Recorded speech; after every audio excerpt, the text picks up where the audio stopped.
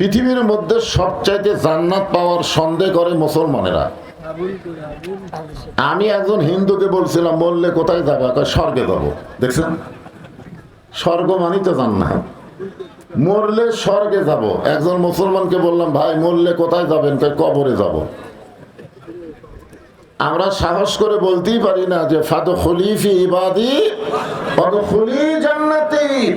কেউ যখন আল্লাহর বান্দা হয়ে গেল ও তখনই জান্নাতে প্রবেশ করলো। বলেন সুবহানাল্লাহ। জান্নাতের মালিক কি হিন্দু, বৌদ্ধ, খ্রিস্টান? জান্নাতের মালিক হচ্ছে যারা আল্লাহর বান্দা, যে আল্লাহ তাআলা আমাদেরকে জন্মগতভাবে মুসলমানের ঘরে কবুল করেছেন। আমরা একদিক দিয়ে আগে থাকলাম। আল্লাহ বলেছেন লা তামুতুন্না ইল্লা ওয়া আনতুম মুসলিমুন, মুসলমান না হয়ে তোমরা কেউ মরো না। যারা হিন্দুর ঘরে, বৌদ্ধর ঘরে, খ্রিস্টানদের ঘরে, ইহুদির ঘরে জন্ম নিছে তারা মুসলমান হয়ে মরতে পারবে কিনা সন্দেহ আছে। জোরে গান কথা ঠিক কিনা? কিন্তু যারা আমরা মুসলমানের ঘরে জন্ম নিলাম আমাদের মুসলমান হয়ে মরার ব্যাপারে কোনো সন্দেহ নাই। এই জন্যে আমরা প্রশংসা আল্লাহর কম করব না বেশি করব? সব সময় আল্লাহর প্রশংসা করব, আলহামদুলিল্লাহ। হয়েছে করা যাবে না তো, একেবারে চুপ চুপ থেকে বসা লাগবে। আমাদের বাংলাদেশে কিছু কিছু সামসা, কিছু কিছু নেতা আছে না নাই? মাঝে মধ্যে সামসাকে নেতা বলে। যদি কোনো জায়গা ঠেকে যাস, আমাদের বগুড়ার ভাষা, তাহলে আমাকে স্মরণ করিস। ধর মোবাইল নম্বর নে, বিপদে পড়লে আমাকে স্মরণ করবি। ঠেকা গেলে আমি তোরে টাইনা লিয়ে চলে আসবো, ঠেকা গেলে টাইনা লিয়ে আসবে। বর্তমানে নেতা আর সামসা এরকম একটা সম্পর্ক আছে না নাই? কিন্তু আমাদের যিনি নেতা তিনি শুধু দুনিয়াতে না, আখিরাতের আদালতে আল্লাহ যখন হাকিম হয়ে আমাদেরকে আসামি বানায় বিচার শুরু করবেন, ওই সময় আমাদের নবী, আমাদের নেতা আল্লাহর কাছে ওকালতি করে সুপারিশ করে জান্নাতে পৌঁছে দিবে। তাহলে কোন নেতা ধরবেন? কবরের মধ্যে গেলে প্রশ্ন করবে আমার নাবিউকা, তোমার নবীকে। যখন বলবেন মোহাম্মদ রাসূলুল্লাহ তখন বলবে তোমাকে নেতাকে। এই যে আল্লাহুম্মা সাল্লি আলা সাইয়্যিদিনা বললাম না, তখন পাল্টা প্রশ্ন হবে নবী তো মোহাম্মদ রাসূল, নেতাকে? তখন বলবেন শহীদ জিয়া নাকি শেখ মুজিবুর। পাঁচাত যা বাড়ি মারবি বুঝলেন। নবী যিনি, নেতাও তিনি। জোরে কোন ঠিক কিনা? এই জন্য আমরা বললাম সাল্লি আলা সাইয়্যিদিনা। আছেন আমার মুক্তার, আছেন আমার ব্যারিস্টার, শেষ বিচারের হাইকোর্টেতে তিনি আমায় করবেন পার। আমরা পাপী রাসূল জাবিন্দার। সকলে বলি আলহামদুলিল্লাহ। আমরা যে কোরআন থেকে তাফসীর শুনবো, এ কোরআনে কোনো সন্দেহ নেই, আছে নাকি? জালিকাল কিতাব লা রাইবা ফিহ। খুব সুন্দর কথা। এই কোরআনের মধ্যে কোনো সন্দেহ নাই, এই কিতাবের মধ্যে কোনো সন্দেহ নেই। জালিকাল কিতাব মানে এই কিতাবের মধ্যে লা রাইবা ফিহ, কোনো সন্দেহ নাই। হুদাল লিন-নাস যদি থাকতো তাহলে পাইকারি হারে সবাই কোরআন থেকে হেদায়েত পেত। কিন্তু আল্লাহ এখানে বলেছেন হুদাল লিল মুত্তাকিন, কেবলমাত্র মুত্তাকি বান্দা বান্দি যারা কোরআন থেকে হেদায়েত পাবে তারা। ঠিক কিনা বলেন? তা আমি এই কোরআন থেকে সূরা মুলকের দুটো আয়াত আপনাদের সামনে তেলাওয়াত করেছি। মুলক আপনাদের রাজশাহী চাপাইয়ের মধ্যে কিছু কিছু লেতাবার আছে। লেতা, এরা তো নেতা না। আমাদের এলাকার ওই আগেকার যুগে যে হারকিন চিমনি ময়লা হয়ে গেলে পুরাতন কাপড় দিয়ে পরিষ্কার করতে, আর নাম হলো লেতা। আপনারা তেনা কন, আমরা লেতা করি। এরকম কিছু লেতা বলে যে ইসলামের সাথে রাজনীতির সম্পর্ক নাই, রাজনীতি নাকি ইসলামের মধ্যে নাই। এই লেতাগুলোর জন্যই আল্লাহ তাআলা সূরা মুলক নাযিল করেছে। জোরে কোন কথা ঠিক কিনা? আমাকে এক হাজি সাহেব বলতে যে হুজুর আপনারা ওয়াজত গেলে খালি রাজনীতি করেন, রাজনীতি ছাড়া ওয়াজ করতে পারেন না। তা আমি কেন হাজি সাহেব আপনি তো হজ করবার যাও রাজনীতি করছেন। তখন হাজি সাহেব আমাকে কান ধরে বলতেছেন আউযুবিল্লাহ হুজুর, আল্লাহর ঘর তাওয়াফ করতে গিয়ে আমি রাজনীতি কোথায় করলাম? আমি বললাম ঠিক আছে আপনি তলবিয়াটা পড়েন, তো তালবিয়াটা পড়েন, লব্বাইক আল্লাহুম্মা লব্বাইক লব্বাইক লা শারিকা লাকা লব্বাইক ইন্নাল হামদা ওয়ান নি'মাতা লাকা ওয়াল মুলক লা শারিকা লাক।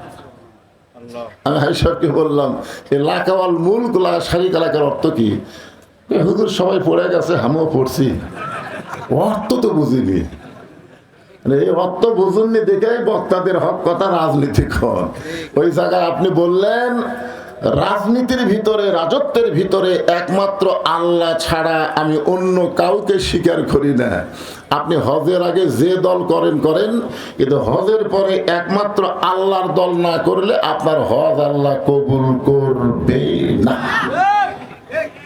কারণ যে কাবা ঘরের সামনে আপনি স্বীকার করলেন লাকাওয়াল মুলক লা শারিকা লাক, আর কাবা ছাড়া বাংলাদেশে আইসা আপনি মানুষের দল করবেন, আল্লাহ ঠেকাও পড়েনি আপনার হজ কবুল করা। জরিগান কথা ঠিক না? এখন এই পবিত্র কোরআনে একটা সূরা দিলেন আল্লাহ, মুলক। মুলক মানে রাজ্য, রাজত্ব। আল্লাহ তাআলা বলতেছেন তাবারাকাল্লাযী বিয়াদিহিল মুলক। গোটা পৃথিবীর রাজত্ব, কর্তৃত্ব, মালিকানা একমাত্র কার হাতে? আমেরিকার হাতে, ভারতের হাতে, ইসরায়েলের হাতে। ইসরায়েলে যে আগুন জ্বলতেছে, এখন ইসরায়েল খালি আফসোস করে মুসলমানকে খুঁজতেছে। ভগবান দিয়া কাম হচ্ছে না, ঈশ্বর দিয়ে আগুন বাড়ে যাচ্ছে, গড় দিয়ে আগুন খালি দৌড়ে দৌড়ে আসতেছে। এখন আল্লাহ ছাড়া গতি নাই। জোরে কোন কথা ঠিক কিনা ভাই? গোটা পৃথিবীর রাজত্ব, কর্তৃত্ব, মালিকানা একমাত্র আল্লাহর হাতে। আলা কুল্লি শাইইন কাদির। প্রত্যেকটা বিষয়ের উপরে, প্রত্যেকটা বিষয়ের উপরে একমাত্র ক্ষমতাকার। এটা বিশ্বাস করা লাগবে তো, খালি মুখ দিয়ে করলে হবে না। প্রত্যেকটা বিষয়ের উপরে একমাত্র ক্ষমতা আল্লাহ। সে আল্লাহ বলতেছেন আল্লাযী খালাকাল মাউতা ওয়াল হায়াতা লিয়াবলুয়াকুম আইয়ুকুম আহসানু আমালান ওয়া হুয়াল আজিজুল গফুর। মৃত্যু এবং হায়াতকে, মাইকের সাউন্ড একটু সাইজ করো বাবা, বেশি জোরে দিও না, আবার আসতেও দিও না। মৃত্যু এবং হায়াতকে সৃষ্টি করেছেন কে? এ কথাগুলো খেয়াল করে শুনবেন। আল্লাহর কোরআনের যখন কথা হয় তখন কি করা লাগবে? ওয়াইজা কুরিয়াল কোরআনু ফাসতামিউ লাহু ওয়া আনসিতু লাআল্লাকুম তুরহামুন। তো কোরআনের অর্থ যখন কয় তখনও তো চুপ থেকে এটা বোঝার জন্য শোনা লাগবে না? কি কোন শোনার দরকার আছে না? এদিক সেদিক তাকান কেন? বক্তা কালো হলেও চেহারার দিকে তাকা থাকেন, আল্লাহ সগীরা গুনাহ মাফ করে দিবে। কি? হ্যাঁ, সব মনোযোগ দিয়ে তাকাবেন। মৃত্যু এবং হায়াতের স্রষ্টাকে আরো জোরে জোরসে বলেন মাশাআল্লাহ। লিয়াবলুয়াকুম, পরীক্ষা করা হবে। আইয়ুকুম আহসানু আমালা, সুন্দর আমল। বিষয়টার নাম হলো সুন্দর আমল। আপনার বলেন তো সুন্দর আমল করার পরিবেশ বর্তমানে বাংলাদেশে আছে? মাথা ঝোঁকালে হবে না, হিসাব করে বলেন তো সুন্দর আমল করার পরিবেশ আছে? মনে করেন একটা হিন্দু সন্তান জন্ম দিয়ে মুসলমানের বাড়িতে লালন পালন করতে দিছে, জন্ম দিছে হিন্দু, মুসলমানের বাড়িতে লালন পালন করতে দিছে। 10 বছর পরে হিন্দু তার সন্তানকে ফেরত নিছে। আপনারা বলেন তো এই সন্তান আল্লাহ কবে না ভগবান কবে? কেন? মুসলমানের পরিবেশে বড় হচ্ছে। আচ্ছা, একটা মুসলমান তার সন্তানকে জন্ম দিছে, দিয়ে হিন্দুর বাড়িতে লালন পালন করতে দিছে। 10 বছর পরে মুসলমান তার সন্তানকে ফেরত নিছে। আপনার বলেন যে সন্তান আল্লাহ কবে না ভগবান কবে? তার মানে বোঝা গেল জন্ম দিলেই হিন্দু মুসলমান হয় না, হিন্দু মুসলমান হয় পরিবেশের কারণে। বর্তমানে আমাদের বাংলাদেশে যে পরিবেশ চলতেছে, আপনারা একটু চিন্তা করে কম তো, এটা মুসলমানের পরিবেশ না হিন্দুর পরিবেশ? তাহলে পরিবেশ পাল্টান লাগবে। কি দিয়ে পাল্টাবেন? এই জন্য আল্লাহ বলতেছেন লিয়াবলুয়াকুম, তোমাদের পরীক্ষা করা হবে, আইয়ুকুম আহসানু আমালা। একটু মনোযোগ দিয়ে শোনেন। সুন্দর আমল করতে গেলে ধারাপাতের মতো একটু খেয়াল করেন, তারপর আর খেয়াল না করলে আপনারা এমনি খেয়াল করবেন। আগে ওয়াজের লাইনও উত্তর দেন। সুন্দর পরিবেশ তৈরি করতে গেলে সুন্দর একটা সমাজ লাগবে। কথা কন, লাগবে কি লাগবে না? সুন্দর একটা সমাজ যদি তৈরি করতে চান তাহলে সুন্দর একটা রাষ্ট্র লাগবে। জোরে কন, কি লাগবে? সুন্দর একটা রাষ্ট্র যদি তৈরি করতে চান তাহলে মানুষের তৈরি আইন দিয়ে হবে না, আল্লাহর কোরআন লাগবে। জোরে কন, কথা ঠিক কি না? এখন আপনারা বলেন, এই কোরআন কি খালি ওয়াজের মধ্যেই সীমাবদ্ধ না সব জায়গায়? এ যে বললো না আল কোরআনের আলো, আপনারা বললেন ঘরে ঘরে জালো। শেষ পর্যন্ত যিনি শুরু করছেন তিনি বাধ্য হয়ে লাস্টে গেল সংসদে জালো। তো সংসদে জালো বললে একদল লোকের কলজাটা আবার আগুন ধরে, বুঝলেন যে সংসদে কোরআন গেলে আমাদের খবর কি রে। এই জন্য আমরা অ্যাঙ্গেলে ডোজ দেব আল কোরআনের আলো। আপনারা বলবেন সব জায়গায় জালো, সব জায়গার মধ্যে সংসদ আছে না? না, আল কোরআনের আলো। এইবার বোঝা গেল সব জায়গায় যদি কোরআন যায় তাহলে সংসদ কি বাদ থাকবি? মাশাআল্লাহ। এখন এই কোরআনটা কি, এই কোরআনটা আসলে কি, এইটা বোঝানোর জন্য আমি আপনাদেরকে সূরা মুলকের দুটো আয়াতটা ব্যাখ্যা করতেছি। আপনার বলেন তো কোরআনটা কি? যে আমার হাতের দিকে তাকেন, এরা ধরবার গেলেও ঠেলা আছে। কেউ যদি দৌড়ে আসে ধরবার চায়, ধরবার পারবে না, কারণ এটা ধরবার গেলে লা ইয়ামাসসুহু ইল্লাল মুতাহহারুন। ততক্ষণ পর্যন্ত তুমি কোরআন শরীফ স্পর্শই করতে পারবা না যতক্ষণ পর্যন্ত তুমি পবিত্র না হবা। তাহলে যেই কোরআন ধরবার গেলে পবিত্র হওয়া লাগে, সেই কোরআন তুইয়া মুয়া কোনো কিতাব না। এই কোরআন সম্পর্কে আল্লাহ বলেছেন অনুনাজ্জিলু মিনাল কোরআনি মা হুয়া শিফাউ ওয়া রাহমাতুল লিল মুমিনিন।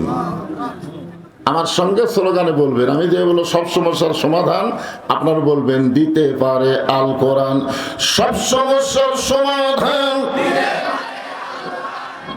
মা হুয়া শিফাউ ওয়া রাহমাতুল লিল মুমিনিন। শিফা মানে সব সমস্যা। এখন আসেন, এই কোরআনকে সর্বপ্রথম যিনি হেদায়েত স্বরূপ মনে প্রাণে গ্রহণ করেছেন সেই মহামানবের নাম হলো হযরত ওমর। নামটা খেয়াল তো, নাম কি? ওমর। তিনি কিন্তু আল্লাহ রাসূলকে হত্যা করার জন্য রওনা দিয়েছিলেন, জানা ঘটনা, ঠিক কিনা বলেন? আচ্ছা, হত্যা করবার সরাসরি কি রাসূলের কাছে যাওয়ার পারছিলেন? রাস্তার মধ্যে খবর পেলেন যে তার বোন ভগ্নিপতি কোরআনের দলে ভর্তি হচ্ছে। কোন দলে ভর্তি হচ্ছে? কোরআনের দলে ভর্তি হচ্ছে। তখন নবীর কাছে না গিয়ে বোন ভগ্নিপতির বাড়িতে গেলেন। তাদেরকে এক সময় খুব মারধর করার পরে বললেন যে তোরা কি যেন পড়তেছিলি, আমি একটু শুনতে চাই। মানে শুনেছে, যখন দরজা দাঁড়াছে তখন পড়েছে। কি পড়েছে? ইন্নামাল মুমিনুনা আল্লাযীনা ইযা যুকিরাল্লাহু ওয়াজিলাত কুলুবুহুম ওয়া ইযা তুলিয়াত আলাইহিম আয়াতুহু জাদাতুহুম ঈমানাও ওয়া আলা রাব্বিহিম ইয়াতাওয়াক্কালুন।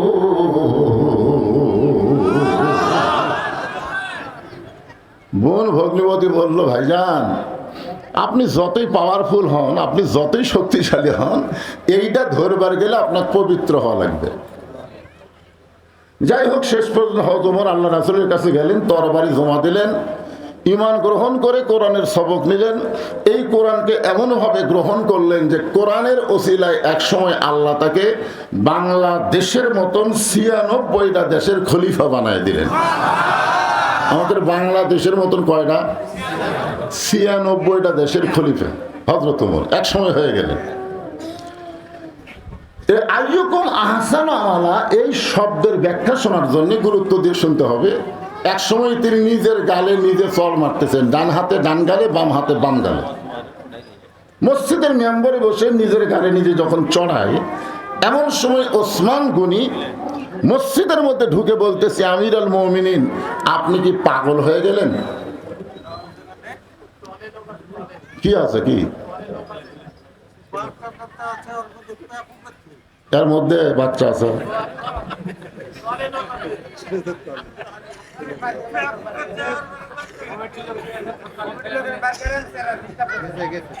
গেছে গেছে বার হয়ে গেছে। ওসমান গনি বলতেছেন, আপনি কি পাগল হয়ে গেলেন? ওমর ফারুক বলতেছে, ওসমান, এই মসজিদের মেম্বরে বসে মিন শাররিল ওয়াসওয়াসিল খান্নাস, মিন শাররিল ওয়াসওয়াসিল খান্নাস, আমার খান্নাস ভিতরে একটা নফস আছে, আছে না নাই? আমাকে ধোঁকা দিচ্ছে। ওসমান গনি বললেন, কি ধোঁকা? বলে, আমার নফস বলতেছে আমি নাকি অর্ধ জাহানের খলিফা। তো ওসমান গনি বলতেছে, ঠিকই তো কইছে, বর্তমানে আপনি অর্ধ জাহানের খলিফা। উমর ফারুক বললেন, ওসমান, শুধু বর্তমানকে নিয়ে যারা চিন্তা করে এরা ভবিষ্যৎ ভুলে যায়। শেখ হাসিনা বর্তমানকে নিয়ে চিন্তা করে 41 সাল বলেছিল, কিন্তু 24 সালই যাওয়া লাগছে। ধরে কোন কথা ঠিক কিনা? ভবিষ্যৎ কি হবি এই চিন্তা করে না, বর্তমান খালি কয় কি হনু রে, কি হনু রে। ওমর ফারুক বললেন, তুমি যে অবস্থানে থাকো না কেন, তুমি অতীতের কথা মনে করবে, ভবিষ্যতের চিন্তা করবে। আপনি অতীতে কি ছিলেন, ভবিষ্যতে আপনার কি হবে। বর্তমানে আপনি তো ভালোই আছেন, বর্তমানে ডক্টর ইউনূস আসার পর থেকে মোটামুটি ভালোই আছেন নাকি গণ, কিন্তু ভবিষ্যৎ চিন্তা করছেন? হ্যাঁ হ্যাঁ। এখন কিছু কিছু লোক বলতেছে নির্বাচনের দরকারই নাই, ইউনূসই থাক। কারণ ভারত যে হারে বাংলাদেশকে আক্রমণ করার হুমকি দেয়, ইউনূস ছাড়া উপায় নাই। জোরে কোন কথা ঠিক না? কারণ ভারতকে বুড়ে আঙ্গুল দেখায় ইউনূস চীনত গেছে, চীন আবার এমন মাল মশলা দিছে, ভারতের মুদি গালত হাত দিয়ে শুয়ে পড়ছে। জোরে কোন কথা ঠিক না? কিন্তু অতীতে হাসিনার মতন একটা খারাপ শাসক ছিল, ভবিষ্যতে আমাদের খবর কি একটু চিন্তা করার দরকার আছে না নাই? জোরে কোন আছে না নাই? খালি বর্তমান নিয়ে থাকলে হবে না তো ভাই জান। এখন আপনারা বলেন, এ কোরআনের পাওয়ার আছে না নাই? কিন্তু আমাদের বাংলাদেশে আবু জেহেল মার্কা যারা দল করে, তারা মানুষের আইনের মধ্যে পাওয়ার খোঁজে। মানুষের আইনে কোনো পাওয়ার নাই, সমস্ত পাওয়ার হচ্ছে আল্লাহর আইনে। ধরে কোন কথা ঠিক না? আল্লাহর আইনের কেমন পাওয়ার? এই মাইকের সাউন্ড এরকম হয় কে বাবা? মাঝে মধ্যে জোরে হয়, ভম ভম করে, এরকম হয় কেন? আল্লাহর আইনের কেমন পাওয়ার একটু দেখবেন না? কি দেখার দরকার আছে না? আমরা তো সামনে ভবিষ্যতে হাসিনার মতন ফ্যাসিড যেন না পাই, সব দেখা হলো শেষ। আগামীতে আমরা একটু কিছু সময়ের জন্য দেখতে চাই আল্লাহর কোরআনের বাংলাদেশ। এই জন্য একটু মনোযোগ দিয়ে শোনা লাগবে যে কোরআনের পাওয়ারটা কি। এখন যদি আমরা না বুঝাই তাহলে আপনারা চিন্তা করবেন, আমার এলাকার কিছু লোক যা বলতেছে, মেয়ে মানুষ হোক, যে কোরআনের দলক যেন ভোট দিস না, তোর ঘর কিন্তু ঘর থেকে বাড়াবার দিবি না, এমন ভাবে ঘর বন্দি করবি। বেয়ান আমাদের যা বলতেছে, খবরদার কোরআনের দলক যেন ভোট দিস না, এরা কিন্তু নামাজ কায়েম করবি, আর নামাজ কায়েম করলে তোর 5 বেড়া কিন্তু নামাজই বানাবি। এখন এরা চিন্তা করতেছে, তাহলে তো যা আসলো তাই ভালো। হায় হায় রে আল্লাহর বান্দা, নামাজ, ইন্না সলাতি ওয়া নুসুখি ওয়া মাহইয়ায়া ওয়া মামাতি লিল্লাহি রাব্বিল আলামিন। এই নামাজ আপনারা জানেন না, যার কারণে বেনামাজি বুঝবার পারতেছে না। একটা বার যদি বাংলাদেশে নামাজ কায়েম হয়ে যায়, ফালিয়াবুদু রাব্বা হাযাল বাইত আল্লাযী আত'আমাহুম মিন জু'ইন ওয়া আমানাহুম মিন খৌফ, জোরে আল্লাহু আকবার। ওই ঘরের মালিকের তোমরা গোলামি করো। দুটা পুরস্কার তোমাকে সাথে সাথে দেওয়া হবে।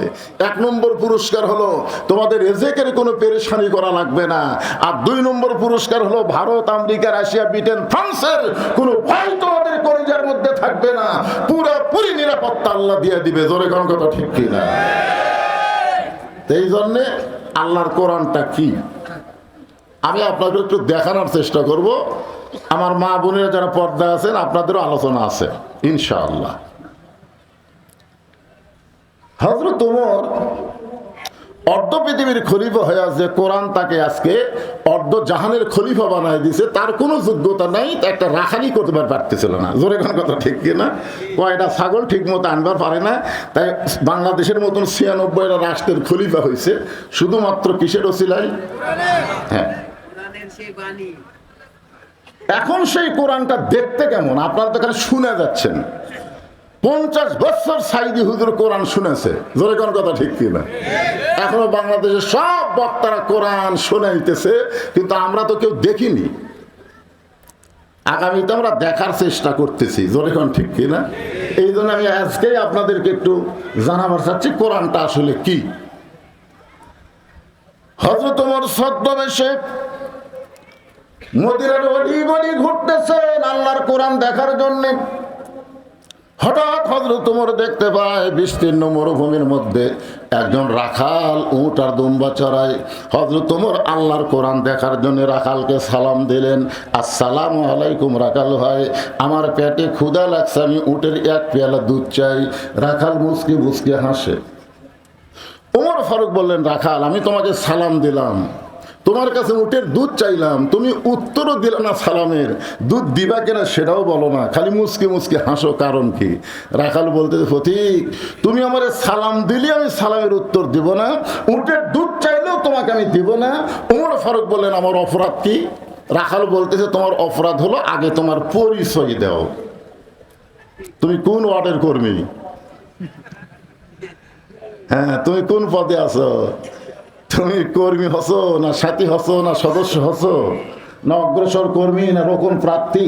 এরকম পরিচয় দেয় কি দেয় না? যেরকম দেয় কি দেয় না? হ্যাঁ, এখন বলতেছে তোমার সালামের উত্তর দেব না, উটের দুধও দিবার পারবো না, আগে জানতে হবে তোমার পরিচয়। ওমর ফারুক চিন্তা পড়ে গেলেন যে আমি অর্ধ পৃথিবীর খলিফা, আল্লাহর কোরআন দেখার জন্য ছদ্মবেশ ধারণ করছি, এখন যদি আমার পরিচয় দেই তো গুমুর ফাঁস হয়ে যায়। এমন সময় আল্লাহর কোরআন বলে, ওমর রাখাল যখন তোমার পরিচয় চাইছে তুমি আসল পরিচয় দাও। তোমার আসল পরিচয় হলো মিল্লাতা আবিকুম ইব্রাহিম ওয়া সাম্মাকুমুল মুসলিমিন।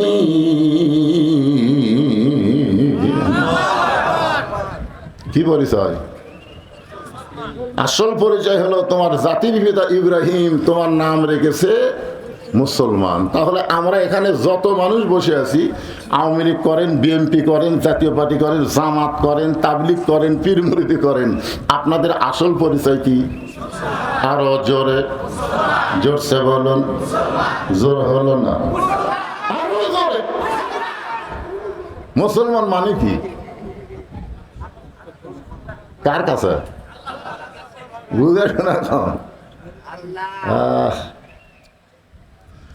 ওমর ফারুক বললেন, রাখাল আমার পরিচয় যখন শুনবার চাচ্ছ, আমার পরিচয় হলো আমি একজন মুসলমান। রাখাল মুচকি মুচকি হাসি আর বলে, আসল না নকল?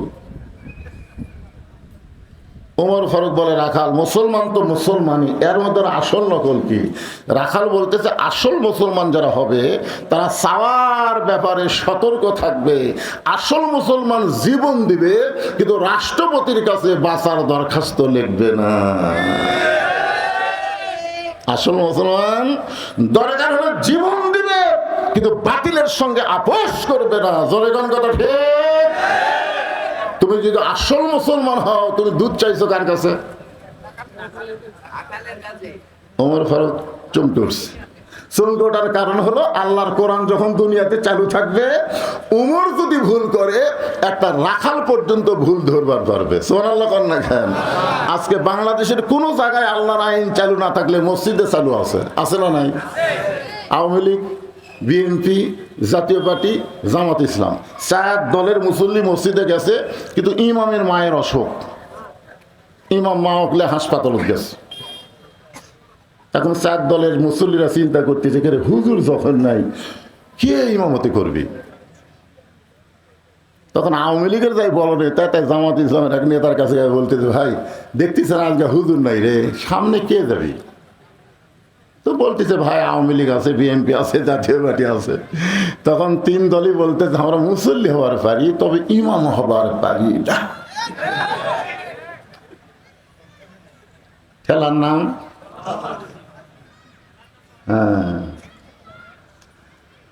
আল্লাহ,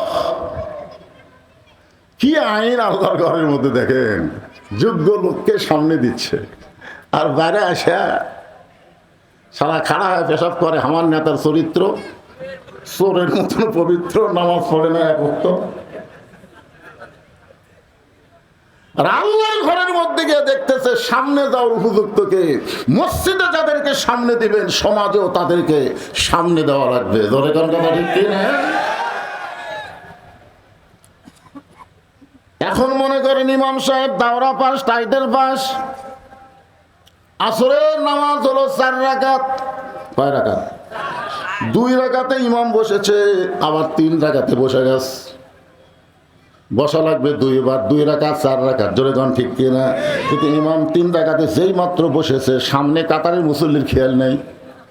সামনে কাতারের মুসল্লি মনে করতে যে হুজুর যাতাই, কিন্তু 3 নম্বর কাতারে এক অটো ভ্যান চলায়, ওই কয় খেলে আসরের নামাজে 2 বৈঠক, 2 রাকাত 4 রাকাত, হুজুর যে 3 রাকাতে বসলো। আল্লাহু আকবার। যে আল্লাহু আকবার করছে, ইমাম মনে মনে কয় টাইটেল পাস, দাওরা পাস রে, তুই যতই লোক মাদে 41 সালের আগে উঠবো না। এই মনে করে ইমাম যদি স্বৈরাচারী হয়ে বসাই থাকে, আপনার মুসল্লি কার পক্ষে যাবেন? ভ্যানালার পক্ষে না নেতার পক্ষে? কেন যাবেন? কারণ মসজিদ কারো বাপের না, মসজিদে কোনো বাপের আইন চলবে না, স্বামীর আইন চলবে না, মসজিদে একমাত্র আল্লাহর আইন চলবে। জোরে কোন কথা ঠিক কিনা? আল্লাহর নবীর তরিকা মোতাবেক ইমামতি কর, সামনে থাক। তরিকা পাল্টাবো তো বাদ দে, আমরা নতুন নেতা বানাবো। জোরে কোন কথা ঠিক কিনা? মসজিদে আল্লাহর আইন চলবি আর সমাজে চলবি না, এটা কেমন মুনাফিকি? সব লোক মসজিদ আল্লাহ দিয়ে বাদ বাকি নিজের নাম রেকর্ড করে নিয়েছে। হুজুর দেখতেছেন ওটা হুজুর আমার, হুজুর ওই সাইডটাতে পুকুর দেখতেছেন ওটা আমার, ওই সামনে যে জমিগুলো দেখতেছেন ওটাও আমার। আশহাদু আল্লাহ ইলাহা ইল্লাল্লাহ, নামাজ আশহাদু আল্লাহ ইল্লাল্লাহ। আবার বলছে ও দেখতেছেন ওটাও আমার। আর এই সেটা আমার বাপ চাচা, এলাকার মধ্যে পাও দেওয়ার জায়গা কারো নাই। তো সবই যদি তোমাকে হয় আল্লাহর, তখন বলতেছে আল্লাহটা দেখবার গেলে 2 মিনিট হাঁটা লাগবে হুজুর। আল্লাহটা দেখবার গেলে বলে 2 মিনিট হাঁটা লাগবে। 2 মিনিট হাঁটা মসজিদের কাছে যায়, বলতেছে হুজুর এখানে আল্লাহর কিছু ছিল না, আমার চাচা আল্লাহ 10 শতক দান করছে, আর আমরা সবাই মিলে আল্লাহকে একটা ঘর বানিয়ে দিছি হুজুর, এইটুকু আল্লাহর হুজুর। এই ফেরেশতাকে আল্লাহ, এই দেশের নাম কি? আল্লাহ বলে এটাই তো ফেরাউনের বাংলাদেশ। ছোট্ট হামাক দিতে বেশি অর্ডার লিছে। আল্লাহর কোরআন যখন চালু হবে, মসজিদ যেমন আল্লাহর, গোটা বাংলাদেশ আল্লাহর হয়ে যাবে। জোরে কোন কথা ঠিক কি না? কথা বলে ওমর ফারুক চোখের পানি বের করে বলতেছে, রাখাল ভাই আসলে চাওয়ার ব্যাপারে আমার ভুল হয়ে গেছে। চাওয়ার ব্যাপারে আমার কি হয়ে গেছে? রাখাল বলতেছে, ভুলটা যখন স্বীকার করলে তাহলে আল্লাহ তোমাকে তওবা করার সুযোগ দিয়েছে। আদম আলাইহিস সালাম ভুল স্বীকার করেছে, আল্লাহ তওবা করার সুযোগ দিয়েছে, কিন্তু শয়তান ভুল স্বীকার করে না। 2000 ছাত্র জনতা মরে গেল, শহীদ হয়ে গেল, 30,000-এর মতন পঙ্গু হয়ে গেল। এখন পর্যন্ত অনেক শয়তান আছে, তারা ভুল স্বীকার করতেছে না। জোরে কোন কথা ঠিক কিনা? যে শয়তানের মাও ভারতত পড়ে গেছে ই আরো বড় শয়তান। ধরে কোন কথা ঠিক কিনা? আজও পর্যন্ত আফসোসের কোন কথা মুখ দেবার হয় না, এখন পর্যন্ত এখনো হুমকি মারতেছে। আজও একটা কল ফাঁস আছে, দেখেন, কোনো আফসোস নাই। আচ্ছা, ভুল হয়ে গেছে, উমর ফারুক বলতেছে ভাই আমার ভুল হয়ে গেছে। রাখাল বলে ভুলটা যখন স্বীকার করছো আল্লাহ তোমাকে তওবা করার সুযোগ দিচ্ছে। আমরা 4 ভাই, আমার বড় ভাই প্রাইমারি হেডমাস্টার আওয়ামী লীগ করে, আমার ছোট 2 ভাই 2 কলেজের প্রফেসর, এরা বিএমপি করে। 5ই আগস্টের পরে আমার বড় ভাই আমার মাদ্রাসা মসজিদে বিকেলবেলা ঢুকলো, আমি সিসি ক্যামেরাতে দেখলাম, আসে না সহজে, কিন্তু ঢুকলো। আমি আস্তে আস্তে নামে মসজিদের দরজা গিয়ে বললাম ভাই খবর কি? বলে তওবা কর্ম ভাই, ভুল স্বীকার করে তওবা কর্ম ভাই। বলে কি ভুল স্বীকার করে? না, যেই দলের মেম্বার থেকে প্রধানমন্ত্রী বলে যায় এই দল তার আমি নাই। বিশ্বাস করেন কোরআন আমার সামনে, আমার ভাই আল্লাহর ঘরের মধ্যে আমার কাছে তওবা পড়ে আল্লাহর দলে ভর্তি হলো। তো ভুল স্বীকার করার সুযোগ আছে তো। যারা আল্লাহর কোরআনের দল বাদ দিয়ে অন্য দল করতেছেন, ভুল স্বীকার করে ফিরে আসতে হবে আল্লাহর দিকে। কথা ঠিক কিনা? মরা লাগবেই। আল্লাযী খালাকাল মাউতা ওয়াল হায়াতা, মরা লাগবেই। আল্লাহ বলেছে লা তামুতুন্না, মৃত্যুবরণ করো না ইল্লা ওয়া আনতুম মুসলিমুন। মুসলমান হয়ে মরা মানে আল্লাহর প্রতি আত্মসমর্পণ করে মরা। জোরে কোন কথা ঠিক কিনা? ওমর ফারুক বলে রাখাল তখন আমি তওবা করতেছি। রাখাল বলে তুমি মূর্খ মানুষ, তুমি তওবা কেমনে করবে? আমি তওবা করাই, তুমি আমার সঙ্গে তওবা পড়ো। ওমর ফারুক বলে আমি মূর্খ, এ কথা তোমার কে কইছে? রাখাল বলে চাওয়ার ব্যাপারে যে সতর্ক হয় না এই সবচাইতে বড় মূর্খ। আপনার বলেন তো, যারা দয়াল বাবা দরবারেতে কেউ ফিরে না খালি হাতে, এরা কি?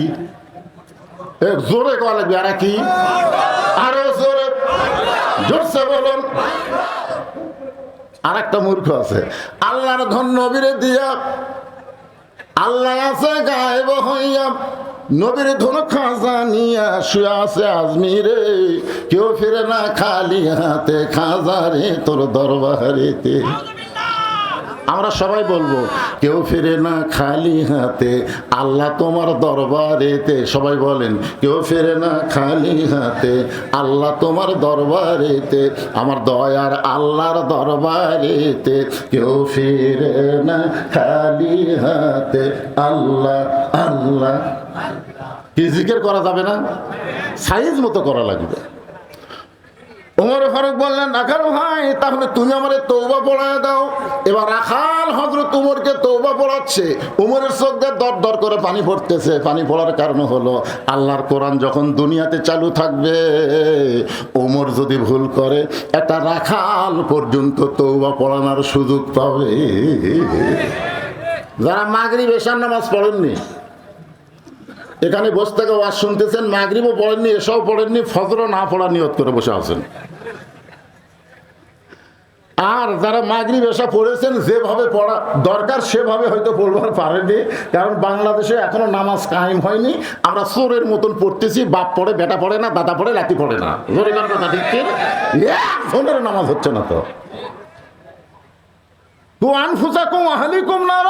জাহান্নামের আগুন থেকে বাঁচতে গেলে বাবা তুমি একলা নামাজ পড়া বাঁচবে না তো, তোমার বেটাকে 7 বছর থেকে তালিম দেওয়া লাগবে, 10 বছর থেকে ঘাড় ধরে নামাজ ধরার লাগবে। জোরে কথা ঠিক না? তাহলে যারা পড়িনি তারা তো পড়িনি, আর যারা পড়ছি তারা পড়ার মতন পড়িনি, পাস করবো না ফেল করবো। এই জন্যে সকলে মিলে আমরা একসাথে তওবা করি। অসুবিধা আছে? তাহলে সবাই বলেন আস্তাগফিরুল্লাহ, আস্তাগফিরুল্লাহাল্লাযী লা ইলাহা ইল্লা হুয়াল হাইয়ুল কাইয়্যুম ওয়া তুবু ইলাইহি, আস্তাগফিরুল্লাহ রাব্বি মিন কুল্লি যামবিন ওয়া তুবু ইলাইহি। ওমর ফারুক তওবা করার পরে বলতেছে রাখাল ভাই আল্লাহর হস্তে উটের 1 পেয়ালা দুধ দাও, যেই দুধটা পান করে ক্ষুধা তৃষ্ণা নিবারণ করতে চাই। রাখাল মুচকি মুচকি হাসে। ওমর ফারুক বলে আমার হাসো কেন? বলে হাসার কারণ হলো তওবা করার পরে তুমি আবার মুনাফিকি করলে। যেই বলছে মুনাফিক, ওমর ফারুকের চেহারা রক্তের মতো লাল হয়ে গেছে। আপনার বলেন তো কাফের ভালো না মুনাফিক ভালো?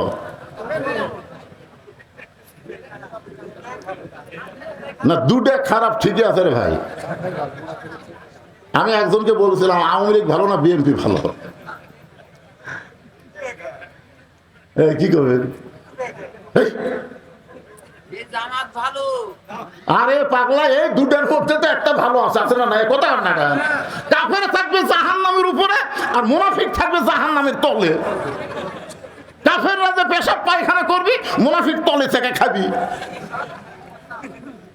সাহাবীরা বললেন হুজুর এই বদমাইশ মুনাফিক কোন দল থেকে বের হবে? আল্লাহ রাসূল বলেন মুসলমানের মধ্যে মুনাফিকের আবাদ হবে। তাহলে মুনাফিকের আবাদ আমাদের মধ্যে। সামনে আসছে শুভ দিন, চিন্তা ভাবনা করে নিন। আমার ভোট আমি দিব, যাকে খুশি তাকে দিব, তা চলবি না। আমার ভোট আমি দিব দেখে শুনে বুঝে দেব। জোরে কোন কথা ঠিক না? ওমর ফারুক চেহারা রক্তের মতন লাল করে বলে, রাখাল আমার মধ্যে মুনাফিকের কি দেখলাম? রাখাল বলতেছে লিমা তাকুলু মা লা তাফালুন, লিমা তাকুলু মা লা তাফালুন, তোমার মুখের সাথে মনের মিল নেই। ওমর ফারুক বললেন কেমনে? রাখাল বলতেছে তুমি সত্যি করে বলো তো আমি উটের মালিক, তুমি সত্যি করে বলো আমি উটের মালিক। আমি যদি উটের মালিক হইতাম তুমি আমাকে রাখাল বললা কেন? আর যখন আমাকে রাখাল বলছো তখন তোমার মন বলতেছে আমি উটের মালিক না। আর মালিক বাদ দিয়ে রাখালের কাছে আল্লাহর হস্তে চাইলেও রাখাল দিবার পারবি না। যার প্রমাণ আমি নিজে এক টেস্ট থেকে নামছি, ইতিমধ্যে এক লোক দৌড়ে এসে 100 টাকার চকচকা লোভ দেখে হুজুর দোয়া করেন। টাকা চকচকা দেখে লোভ হলো, পকেটে থিয়ে বললাম কি দোয়া? হুজুর আমার বইয়ের ঘরে বাচ্চা হয়েছে, আল্লাহ যেন একটা পুত্র দেয়। তখন আমি চোখ বন্ধ করে দেখলাম তোর বইয়ের পেটের বাচ্চা পুত্র করবো আমার দোয়া দিয়ে, আমারই 3টা বেটি। ওই তো আর জানি না, বুঝলেন? কিন্তু আমার তো চিন্তা করা লাগবে, কারণ প্রথম মেয়ে হওয়ার পরে আমার বউ কয়েছে ভালো করে দোয়া করবেন আল্লাহ যেন এবার একটা পুত্র দেয়।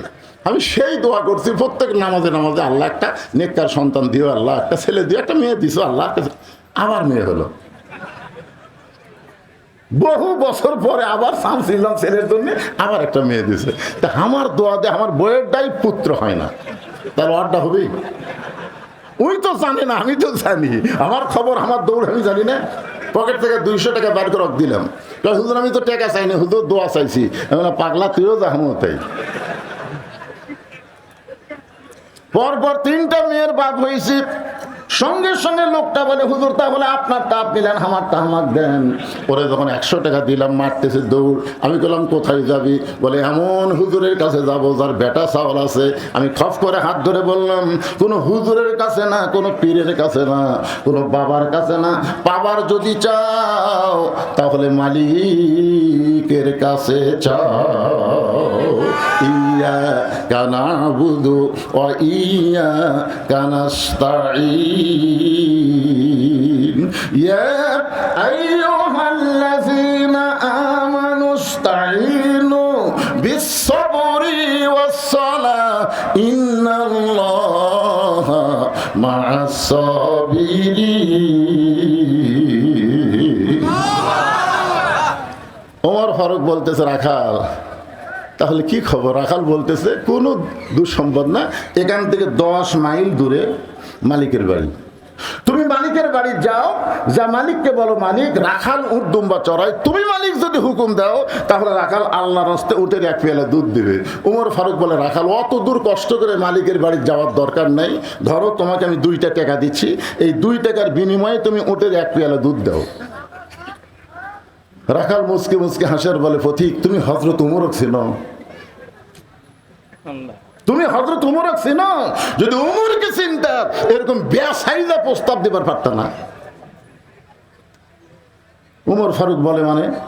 রাখাল ভাই তুমি জানো না উমরের গুপ্ত বাহিনী দূর দিকে দূর দেখবার পায় যে তুমি আমাকে 2 টাকা ঘুষ দিছো আর আমি মালিক বাদ দিয়ে তোমাকে 1 পেয়ালা উটের দুধ দিলাম, তাহলে তোমাকেও ধরবে আমাকেও ধরবে। এ বুড়া বয়সে তুমি ধরা পড়বার চাও? ওমর ফারুক বলে রাখাল ভাই তার একটা কাজ করি, চলো আমরা 2 জন গুহার মধ্যে যাই। এই গুহার মধ্যে গিয়ে তোমাকে গোপনে 2 টাকা দিব, তুমি গোপনে উটের 1 পেয়ালা দুধ দিবে। উমরের গুপ্ত বাহিনীও দেখতে পাবে না, তোমার মালিকও জানতে পারবে না। রাখাল চিল্লায় বলে, ভণ্ড ভণ্ড, তুমি ভণ্ড। ওমর ফারুক বলে, রাখাল আমার মধ্যে ভণ্ডামির কি দেখলা? রাখাল বলে, পথিক, ওমরের গুপ্ত বাহিনী যেখানে দেখতে পায় না, আমার মালিক যেখানে জানতে পারে না, রাখালের আল্লাহ সেখানে দেখতে পায়। সঙ্গে সঙ্গে হযরত তোমার মারছে দৌড়, এক দৌড়ে পাহাড়ের পাদদেশে গিয়া 2 রাকাত নামাজ পড়ে আল্লাহর কাছে কাঁদতেছে আর বলতেছে, আল্লাহ তোমার কোরআন এত সুন্দর, তোমার কোরআন এত সুন্দর। তোমার কোরআন যখন দুনিয়াতে চালু থাকে তখন কেউ না দেখলেও আল্লাহ দেখে, এ বিশ্বাস মুমিনের অন্তরে থাকে। সুবহানাল্লাহ। এই কোরআন যখন চালু থাকবে তখন কেউ না দেখলেও কে দেখবে? আল্লাহ। তখন আমি রাখালকে দেখি নাই, রাখালের ভিতরে তোমার কোরআনের আমল দেখতে পাই। আল্লাহ তোমার কোরআন এত সুন্দর। ওমর ফারুক যখন কাঁদতেছে এমন সময় রাখাল পিছনে গিয়া বলতেছে, যতই কান্দো যতই কান্দো, উটের দুধ দেওয়া গেল না। ওমর ফারুক বলে, রাখাল ভাই, উটের দুধের কোনো দরকার নেই, বরং তোমার কাছে আমি জানতে চাই, তুমি না দেখা আল্লাহকে কলিজার মধ্যে জায়গা দিয়ে তুমি যে আল্লাহর কোরআন অনুযায়ী চলতেছো, আহসানু আমালা, সুন্দর আমল করতেছো, এর বিনিময়ে তোমার চাহিদা কি? একটা চাহিদা আছে না নাই? আল্লামা সাঈদ হুজুরের চাহিদা কি? তাকে বহুবার বলা হয়েছিল, এই কথাগুলো বাদ দেন, আপনি ধর্মমন্ত্রী হবেন, আপনি কি হবেন, সব পদ দেওয়া হবে। তিনি একটা কথাই বলেছিলেন, সব বর্জন করব, আল্লাহ নবীর হক কথা বাদ দিব না। জোরে কোন কথা ঠিক কি না? 13 বছর জেলের মধ্যে থুলো, তারপর জেল থেকে বের করে হাসপাতালে হত্যা করলো। তার চাহিদা কি? চাহিদা কত? চাহিদা নাই। ও আজ করে সিরাজগঞ্জ রোডে আইছিস, টাঙ্গাইলের চমচম দিয়া। আমার বউ রাত তখন 1টা বাজে, মোবাইল করে বলতেছে, হুজুর খবর কি? আমি বললাম, রোডে আইলাম, আজকে 2 কেজি টাঙ্গাইলের চমচম কিনছি। বউ বলতেছে, বাড়ির যান আসেন না। আমি বললাম, কেন? বলে, সন্ধ্যা থেকে পুলিশ খুঁজতেছে। পুলিশ খুঁজতেছে, আপনি আজকে বাড়িতে আসেন না। চিন্তা করলাম, বাচ্চা কাচ্চার জন্য মিষ্টি কিনলাম, বাড়ির যাবার দেবে না, কি করি? শ্বশুরকে কল করলাম, আব্বাজান। আমার শ্বশুর বলতেছে, হঠাৎ এত রাত্রে মোবাইল? আমি বললাম, আজকে একটা আপনার বাসার যাবার চাই। শ্বশুর বলতেছে, দরকার নাই, কারণ তোমাকে পুলিশ খুঁজতেছে। বন্ধু বান্ধব কেউ বাড়িতে জায়গা দিল না, গাড়ি জঙ্গলের মধ্যে থেকে আলুর বাগুরের মধ্যে কম্বল পরে ঘুম পারলাম। চাহিদা কি? চাহিদা। ওমর ফারুক বলে, রাখাল, রোদের মধ্যে উঠদুম্বা চড়াও, তোমার ভালো কোনো বাড়ি নাই, ভালো কোনো চাকরি নাই, ভালো কোনো খাওয়া নাই, এরপরেও তুমি আল্লাহর কোরআন অনুযায়ী চলতেছো, তোমার চাহিদা কি? রাখাল চোখের পানি বের করে বলে, পথিক, আমার চাহিদা যখন শুনতে চাও তাহলে আমার চাহিদা হলো, রব্বানা আতিনা ফিদ দুনিয়া হাসানাতাও ওয়া ফিল আখিরাতি হাসানা ওয়া কিনা আযাবান্নার। দোয়া করেন না আপনারা? দোয়া করেন না? এই দোয়া করেন না? তাহলে সবাই পড়েন, রব্বানা আতিনা ফিদ দুনিয়া হাসানাতাও ওয়া ফিল আখিরাতি হাসানা ওয়া কিনা আযাবান্নার। ওমর ফারুক মূর্খের অভিনয় করে বলতেছে, রাখাল ভাই, তোমার চাহিদার কথা শুনতে চাইলাম, আর তুমি আমাকে কি শোনাইলা? কোরআনের আয়াত। এই কোরআনের আয়াত দিয়ে তুমি কি বুঝাবার চাও? রাখাল বলতেছে, তুমি আসলেই মূর্খ। আরে পাগলা, এই কোরআনের আয়াতের মধ্যে 2টা চাহিদার কথা আছে, একটা হলো দুনিয়ার সৌন্দর্য, একটা হলো আখিরাতের সৌন্দর্য। দুনিয়ার সৌন্দর্য হলো মহামানব হযরত উমরকে আমি এক নজর দেখতে চাই, যে উমর আল্লাহর কোরআন দিয়ে রাষ্ট্র চালানোর কারণে আমার মতন রাখাল না দেখে আল্লাহকে কলিজার মধ্যে জায়গা দিবার পারছি। সেই উমরকে খালি একটা নজর দেখতে পারলে আমার দুনিয়ার চাহিদা আল্লাহ পুরো করবে। আমার 2 নম্বর চাহিদা হলো, আমি রাখাল যখন মরে যাব, প্রথম রাখালকে আল্লাহ যেন জান্নাত দেয়। ওমর ফারুক দৌড়ে গিয়ে রাখালের হাতটা খফ করে ধরে এভাবে 3টা চুমা খেয়ে বলতেছে, রাখাল ভাই, তোমার 2 নম্বর চাহিদা আল্লাহ পুরা করছে, মরার সঙ্গে সঙ্গে আল্লাহ তোমাকে জান্নাত দিবে।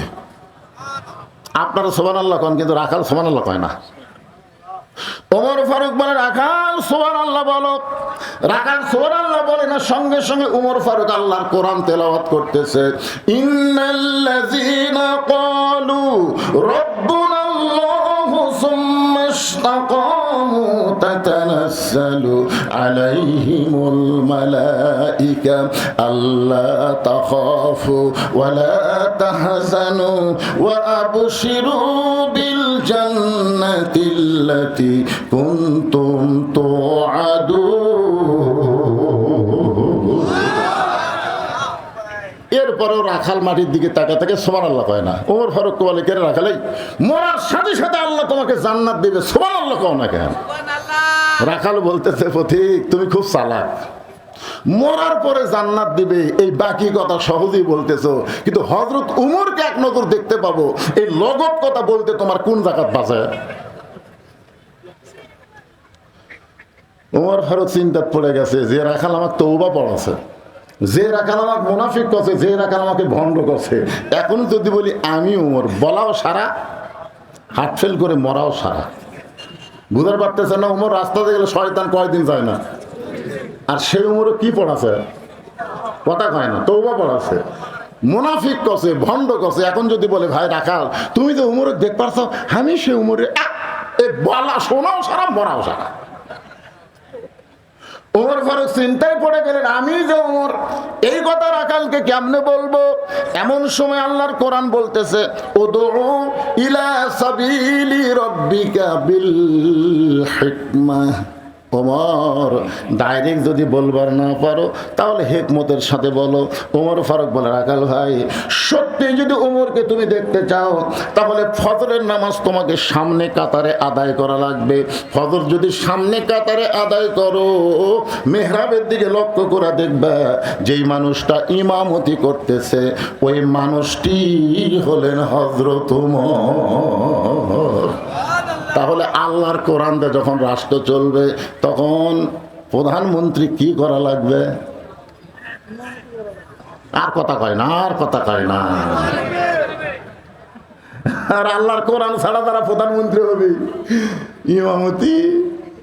এবার খালি ডক্টর ইউনূস একটু ঈদের জামাতে শামিল হচ্ছে, তাই মানুষ কি খুশি রে। যদি ঈদের নামাজের খুতবা দিত তাহলে জনগণ কি খুশি হতো।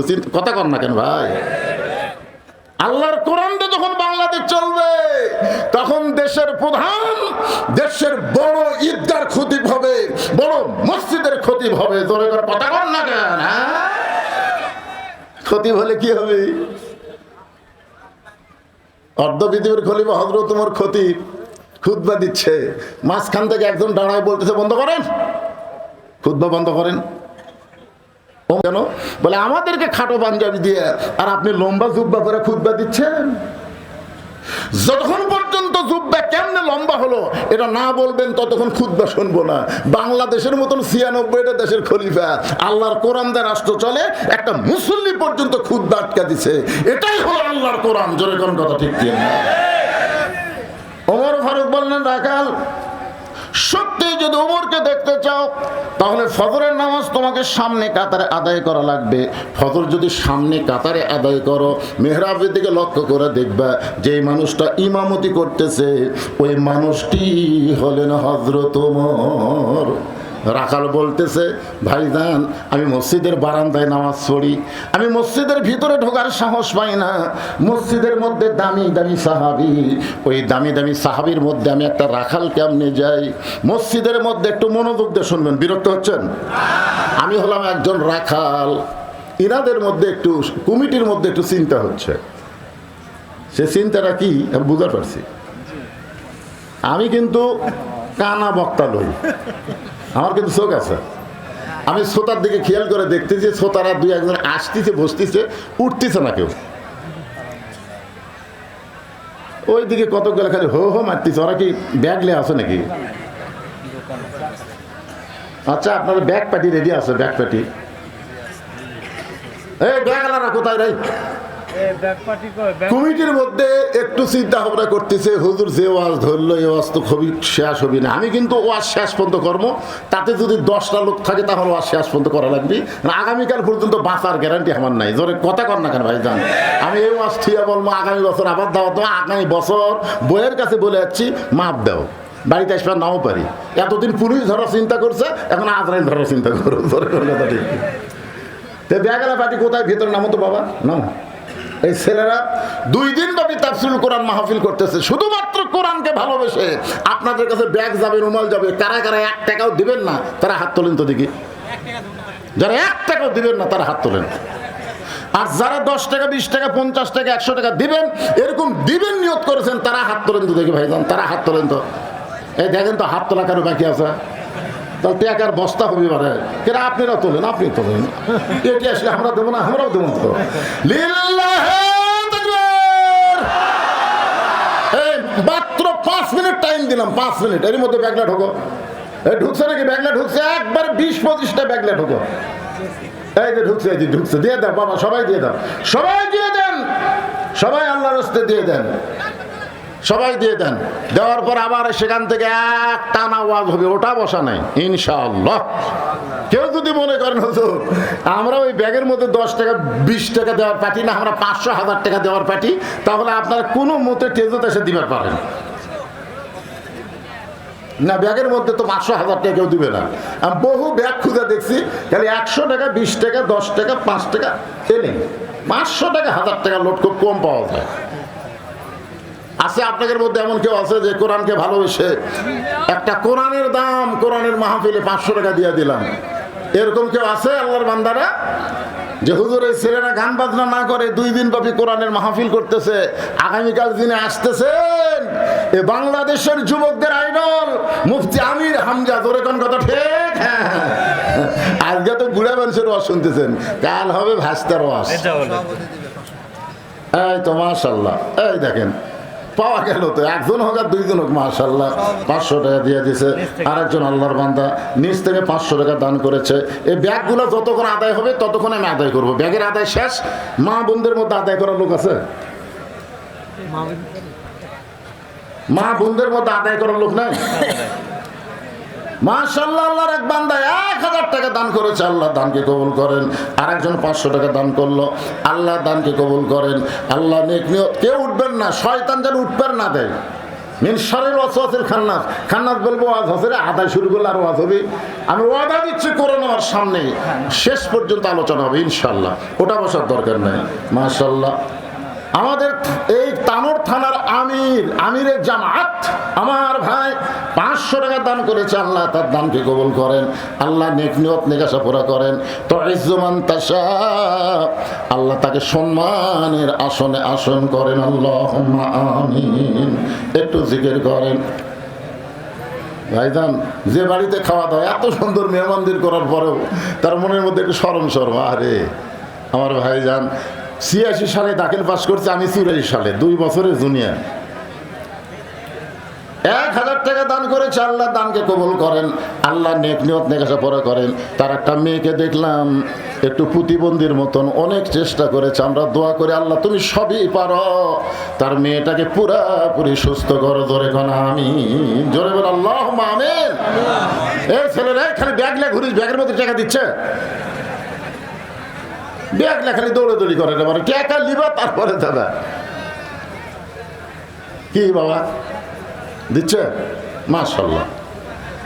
হ্যাঁ, ব্যাগ গুলো নিয়ে সব টেদের উপর চলে আসে। এবার জিকির করেন লা ইলাহা ইল্লাল্লাহ, জোরে লা ইলাহা ইল্লাল্লাহ। মহব্বত আল্লাহর জিকির করতে অলসতা করতে হয় না।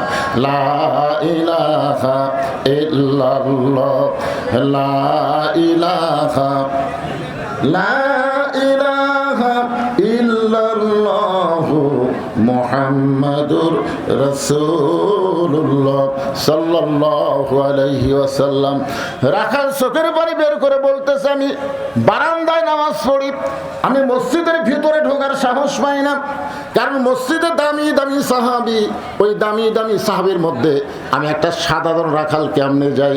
ওমর ফারুক বলে, রাখাল তুমি এত কিছু জানো, তুমি কোরআনের এই আয়াত কি জানো না? ইন্না আকরামাকুম ইনদাল্লাহি আতকাকুম।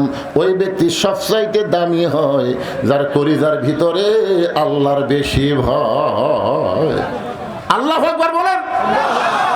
কি মনোযোগ দিয়ে শোনেন, আমি চেয়ারে বসে ওয়াজ করতেছি, আমি বেশি দামি, আর আপনারা মাটির বসে ওয়াজ শুনতেছেন, আপনারা কম দামি।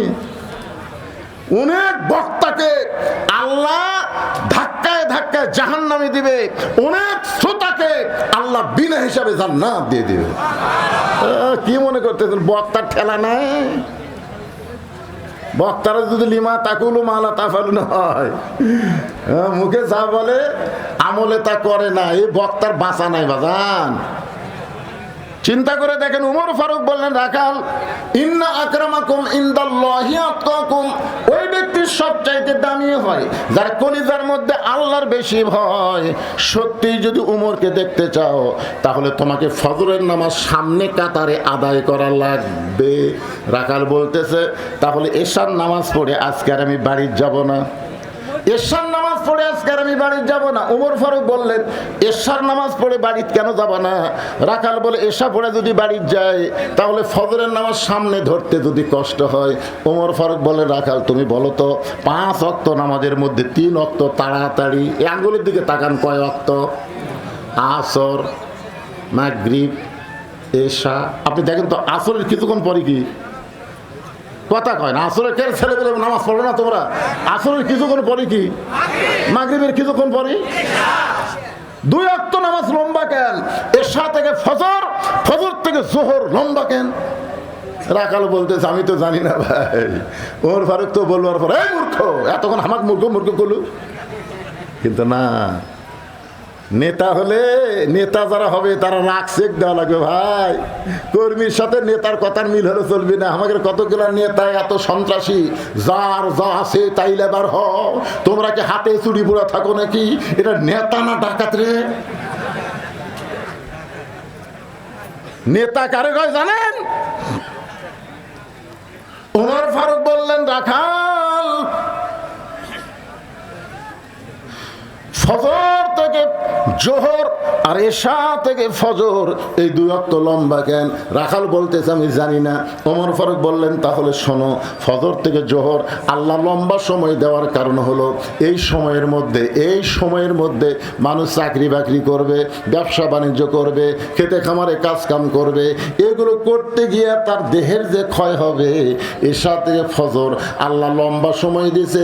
এই লম্বা সময় যদি ঘুম পাড়ে ওই ক্ষয়গুলো আল্লাহ ঘুমের মধ্যে পুরা করে দিবে। তুমি এশা থেকে ফজর ধরবার চাচ্ছা, যদি তোমার চোখে ঘুম ধরে, রাখাল বলতে ঘুম যদি ধরে মসজিদের মধ্যেই ঘুমিয়ে যাব। যেই বলছে মসজিদের মধ্যে ঘুমাবো, উমর ফারুক চেহারা রক্তের মতো লাল করে মসজিদের মধ্যে ঘুম পাড়ার দলিল দেয়। মসজিদের মধ্যে ঘুম পাড়ার দলিল থাকা লাগবে না? ঘুম পাড়া তো দূরের কথা, জোহর নামাজ পড়ে সবাই চলে গেছে, ওরা 3 জন 4 ফ্যান দিয়ে গল্প করতেছে। 1-8 ঘন্টা হয় গল্প ছাড়ে না। 2 কান্দে 2 ফেরেশতা বলতেছে আল্লাহ সবাই নামাজ পড়ে চলে গেল, ফাইদা কুদিয়াতে সলা ফান্তা শুরু ফেলাত, তেহারা 3 জন 4 ফ্যান দিয়ে গল্প করতেছে। রেজাল্ট কি? আল্লাহ বলতেছে রেজাল্ট হলো ওই যে ফ্যান ঘুরতেছে, এই ফ্যান ঘোরার কারেন্টের বিল এই 3 জন যদি আলাদাভাবে পরিশোধ না করে এরা জান্নাতে যাওয়ার পারবি না। কারণ মসজিদের বাপের ঘর না, যে ইচ্ছা মতো ফ্যান ঘুরাবি। জোরে কোন কথা ঠিক কথা কর না? আগে ছোটবেলা দেখছি কাঁচা পেঁয়াজ খাইয়া রসুন খাই কেউ মসজিদ ঢুকলে মুরব্বীর তা কুনের ঘুতে পারছে, তোর মুখ পেঁয়াজ গন্ধায়। ফেরেশতারা দুর্গন্ধ সহ্য করতে পারে না। কাঁচা পেঁয়াজ রসুন খায় মসজিদে ঢোকেনি, আর এখন মসজিদের মধ্যে পেঁয়াজ কাটতেছে, কুচকুচ কাটতেছে। কে ভাই পেঁয়াজ কাটতেছে? মুড়ি মাখমো হুজুর, মুড়ি মাখমো। মসজিদ তোর বাপের রান্নাঘর বানাছো? হ্যাঁ, আল্লাহর ঘর মসজিদের গুরুত্ব আছে না নাই? আছে না নাই? ওমর ফারুক বললেন রাখাল আজানের গুরুত্ব দিও। 5 ওয়াক্ত নামাজের মধ্যে সবচাইতে গুরুত্বপূর্ণ আজান হলো ফজরের আজান। জোরে বলেন কিসের আজান? ফজরের আজানের মধ্যে একই শব্দ 2 বার কয়। যুবকেরা তোমরা শুনবার পাও? মুরব্বী করক বলতেছেন, আপনারা তো শুনবেনই। চামড়া ঢিল আল্লাহর সাথে দিছেন মিল। এই যুবকেরা চামড়া টাইট টাইট, 3টা পর্যন্ত ফেসবুক দেখে টাইট। যেই ফজরের আগের দিক দ্বারা ঘুমিয়ে যায়, আসসালাতু খায়রুম মিনান নাওম। যদিও শুনবার পায় শীতের দিন, ল্যাপ তুলে দিছে মাথার উপরে। এখন পাও যদি বাইরে থাকে, পাও টানে বুকের কাছে থসে, বাইরে থেকে মনে করবেন চাউলের বস্তা ঢেঙ্গা থসে। মাথাও নেই, পাও নেই। কোন একজন চালাকি করে যদি ল্যাপ টান দেন, ল্যাপের মধ্যে তাকায় দেখবেন ল্যাপের ভিতর ওর সাইজ আর সকালবেলা সাইড থেকে কুত্তার সাইজ একই সাইজ। ফজরের নামাজ বাদ দিয়ে ঘুম পাড়ে যারা, আপনার বলবেন কুত্তার আমল করে তারা। ফজরের নামাজ বাদ দিয়ে ঘুম পাড়ে যারা, কে কে বলতেছেন? আর জোরে জোরে বলা লাগবে। যে বলো ফজরের নামাজ বাদ দিয়ে ঘুম পাড়ে যারা, কুত্তার আমল করে তারা। ফজরের নামাজ বাদ দিয়ে ঘুম পাড়ে যারা, লালপুর এ ওয়াজটা আমি লালপুর করছি, বুঝলেন? ফজর নামাজ বাদ দিয়ে ঘুম পাড়ে যারা, কুত্তার আমল করে তারা। ভাই কেবল এই মিছিল করার সাথে সাথে 4-5টা কুত্তে আসে ওই সাইডে গেলে, যেরকম মুয়াজ্জিন আযান দিলে কতগুলো কুত্তে কাম কাম করে না। আমি চিন্তা করলাম, কে রে কি ভুল করলাম, কুত্তে কাম কাম করে। আমি তারপর চিন্তা করলাম, সুম্মা রাদাদনাহু আসফালা সাফিলিন। ওরে তাই তো রে। আমি তখন আবার স্লোগান পাল্টায় বললাম, ফজরের নামাজ বাদ দিয়ে ঘুম পাড়ে যারা, কুত্তার চাইতো খারাপ তারা। যেই কছে কুত্তার চাইতো খারাপ তারা, কুত্তা দৌড়। কুত্তা কছে এইবার ঠিক ওয়াজ করছে। সুম্মা রাদাদনাহু আসফালা সাফিলিন। এরা জন্তু জানোয়ারের চাইতো জঘন্য। এই ফজর নামাজ কেউ যদি বাড়িতে পড়ে, তার মধ্যেও মুনাফিকি থাকবে। জোরে কোন কথা ঠিক কিনা? ওমর ফারুক বললেন, রাখাল আযানের গুরুত্ব দিও। এতদিন রাখাল নামাজ পড়ছে বারান্দায়, কিন্তু আজকে নামাজ পড়বে সামনে কাতারে। যেই মাত্র মুয়াজ্জিন আযান দিয়েছে, রাখাল খুব জোরে সোরে মসজিদের বারান্দায় এসে বলতেছে, ও বারান্দা, আজকের মতো আমাকে মাফ করে দে, শুধু দেখার জন্য আমি ভিতরে ঢুকতেছি, আজকের জন্য আমাকে মাফ করে দে। যারা বারান্দার নামাজ পড়ে তাকে কিন্তু আলাদা একটা বৈশিষ্ট্য আছে, এরা সবার শেষে এসে আগে যাবি। জোরে কোন কথা ঠিক কিনা? রাখাল মসজিদের মধ্যে ঢুকতেছে। ভাইজান একটু গুরুত্বপূর্ণ ওয়াজ মনোযোগ দিয়ে শোনেন। ঢোকারও নিয়ম আছে না নাই? মসজিদের মধ্যে ঢুকতে গেলে কোন পায়ে? আওয়ামী লীগ যদি করেন কোন পায়ে? দল করেন বামপন্থী, ঢুকলেন ডান পাও। তার মানে বোঝা গেল আপনি নিজেই জানেন সব জায়গায় বামপন্থী চলবে না। ডান পায়ে শুধু ঢুকলে হবে না, জবান খুলে একটা দোয়াও পড়া লাগবে, আল্লাহুম্মা আফতাহ লি আবওয়াবা রহমাতি। এই দোয়াটা পড়ে রাখাল সামনে কাতারে যাবার চাই। প্রত্যেকটা সাহাবী নড়ে সরে রাখালকে যাওয়ার রাস্তা করে দেয়। রাখাল মনে মনে কয়, আল্লাহ, এতদিন বারান্দার থেকে মনে করলাম ভিতরে দামি দামি, কিন্তু আজকে ভিতরে ঢুকে দেখতেছি আমিও যা এরাও তাই। ভিতরে না ঢুকলে বোঝা যায় না, ইসলামের ভিতরে ঢুকলে বুঝবেন প্রত্যেকটা মুসলমান ভাই ভাই। ধরে কোন কথা ঠিক কি না? এই জন্য আল্লাহ বলেছেন, উদখুলু ফিস-সিলমি কাফা। ভিতরে না ঢুকলে বোঝা যাবে। এসপি সাহেব সামনে কাতারে দাঁড়াইছে, একটা মুসল্লি না হলে কাতার পুরা হচ্ছে না। এসপি কয়, কাতার পুরা হচ্ছে না, দেখি কোনো মুসল্লি আছে কিনা। তাকায় দেখে মসজিদের দরজা চৌকিদার খাড়া হয়ে আছে। কে খাড়া হয়ে আছে? ডাকতেছে, আয়। চৌকিদার বলে, না স্যার, আপনি এসপি, আমি চৌকিদার। এসপি কয়, পাগলা, তুই চৌকিদার, আমি এসপি, ওটা বাইরের কথা, ভিতরের কথা তা লয় রে, আয়। বারবার এসপি বলার পরে চৌকিদার ভিতরে ঢুকছে, কিন্তু সামনে আসে না। এসপি কাতার ছাড়িয়া যায়, চৌকিদার কয়, কেরে তোকে ডাকে আহিস না কেরে? এই সামনে কাতারে এসপির কাছে খাড়া করে বলতেছে, তোর পায়ের গোড়ালি আমার পায়ের গোড়ালি মিল কর। এসপি গোড়ালির সাথে চৌকিদারের গোড়ালি। চৌকিদার বলে, স্যার খালি পায়ে থাকি, বেতন কম, গোড়া ফাটা স্যার, আর আপনার পায়ের গোড়া তেল তেলা, যদি ঘষ্টন লাগে। পাগলা, তুই আর আমি ভাই ভাই, গোড়ালি ফাঁক করার কোনো যোগ্যতা নাই। চৌকিদার মনে মনে কে, আল্লাহ রে, ভিতরে এত শান্তি, এটা তো বাইরে থেকে বোঝা যাবে না। আজকে বেয়ানামাজিকে বলতেছি, বেপর্দাকে বলতেছি, বাহির থেকে কে কি বললো ওইটা শুনবেন না। ইসলামের ভিতরে, কোরআনের ভিতরে চলে আসেন, মহা শান্তি আল্লাহ দান করবে। ধরে দান কথা ঠিক কিনা? কে কি বলে সেটা শুনবেন না, ভিতরে কি শান্তি। চৌকিদারকে আমি দুই ভাই, সুবহানাল্লাহ কবেন না? রাখাল যাইতে যাইতে একেবারে সামনে কাতারে মেহরাব বরাবর উমর ফারুককে দেখতে যেন সহজ হয়, এজন্য মেহরাব বরাবর প্রথম কাতারে দাঁড়ায় রাখাল 2 রাকাত সুন্নত নামাজ পড়েছে। মসজিদের মধ্যে ঢুকে ফজরের আগে 2 রাকাত সুন্নত আছে না নাই? আপনারা পড়েন? 2 রাকাত সুন্নত নামাজ পড়ে রাখাল চুপটি করে বসে গেছে। এমন সময় এক মুসল্লি মসজিদের মধ্যে ঢুকে দেখে জায়গা নেই। এমন সময় এক মসজিদের মধ্যে ঢুকে দেখে জায়গা নেই। কিরা আমার জায়গাতে কে বসলো রে? মানে নামাজ পড়ে কোথায়?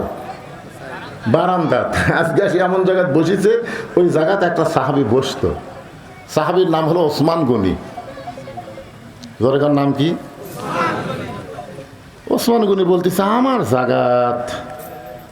আপনারা বলেন তো, ইমামের জায়গা নির্দিষ্ট আছে, মুসল্লির কোনো জায়গা নির্দিষ্ট আছে? তাহলে ওসমান গনি কেমনে বলে যে আমার জায়গা? বলার পিছনে কারণ হলো আল্লাহ রাসূল বলেছেন, হাদিসটা খেয়াল করে শুনবে। আল্লাহ রাসূল বলেছেন, আমি যখন ইমামতি করব, আমি বরাবর যিনি পিছনে দাঁড়াবে তার নাম আবু বকর। আবু বকর যখন ইমামতি করবে, আবু বকর বরাবর যিনি পিছনে দাঁড়াবে তার নাম হলো ওমর। ওমর যখন ইমামতি করবে, ওমর বরাবর পিছনে যিনি দাঁড়াবে তার নাম হলো ওসমান। ওসমান যখন ইমামতি করবে, ওসমান বরাবর পিছনে যিনি দাঁড়াবে তার নাম হলো আলী। আলী যখন ইমামতি করবে, আলী বরাবর পিছনে শব্দ উল্লেখ করে রাসূল আর কারো নাম বলেন না। সমস্ত সাহাবীরা বলেন, ইয়া রাসূলুল্লাহ, আলী যখন ইমামতি করবে, আলী বরাবর পিছনে কে দাঁড়াবে? রাসূল বললেন, মা ইয়ান্তিকু আনিল হাওয়া ইন হুয়া ইল্লা ওয়াহয়ুহা। আমি নবী ততক্ষণ পর্যন্ত বলতে পারি না যতক্ষণ পর্যন্ত আল্লাহ বলার হুকুম না দেয়। এই আলী পর্যন্তই হলো খোলাফায়ে রাশেদিন। তাহলে ওমর ফারুক যখন ইমামতি করবে, ওমর ফারুক বরাবর কে দাঁড়াবে? ওসমান গনি। কিন্তু দেখে জায়গা দখল। আল হায়াউন ওসমান। ওসমান গনি শরম বেশি, নরমও বেশি। মনে করছে আমার জায়গায় বসিছে থাক। কাছে আসে দেখে রাখালের পাশে ফাঁকা জায়গা। ওই ফাঁকা জায়গায় 2 রাকাত সুন্নত পড়ে রাখালের দিকে 3 বার তাকাছে। 3 বার। কোনো দিনও দেখেনি, আজকে প্রথম দেখতেছে, বুঝলেন না? সরাসরি দেখবার পারতেছে না, বুঝলেন না? রাখাল কিন্তু তাকে আছে, কে একবার দেখলো।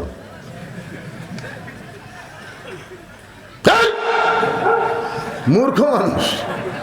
আপনারও মূর্খ মানুষের দিকে বারবার তাকান তো খেপে যাবে না? আমি একবার তাকাছিলাম এক অটো ভ্যানালার দিকে, কয় হুজুর গাড়ির চড়া বেড়ান দেখি মোশন হসা। আমি বললাম, ভাই রে, যখন গাড়ি যায় তোরও গাড়ি 1 চাকা নামাস, আমার গাড়ি 1 চাকা নামা, আটো রাস্তা, তুই যে আমার ব্রেক কমজোরি হুজুর, আমি নামাবার পারবো না, আপনার গাড়ি দরকারে মাটি তেলিয়ে যাবেন। এই কথা বলার পরে আমি 3 বার তাকাছি। আমার কয় হুজুর কি মনে করেন এতবার তাকান কে?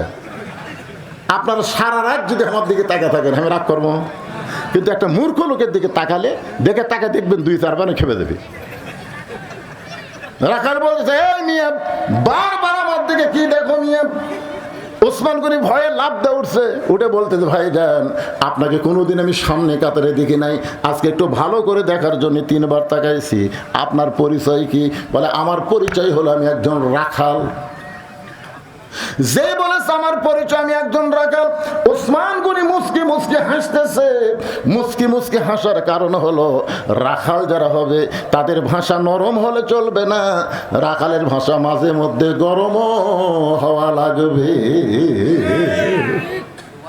আল্লাহ রাসূল বলেছেন, প্রত্যেকটা অভিভাবককে আল্লাহ রাখালের দায়িত্ব দিয়ে দুনিয়াতে প্রেরণ করছে। শোনেন, আপনি গরু ছাগল মাঠে নিয়ে গেছেন, আপনার গরু ছাগল যদি কারো আবাদের দিকে যায়, আর আপনি যদি বলেন, বাবা গরু ওদিকে আবাদ আছে, বাবা যাস না বাবা, শুনবি?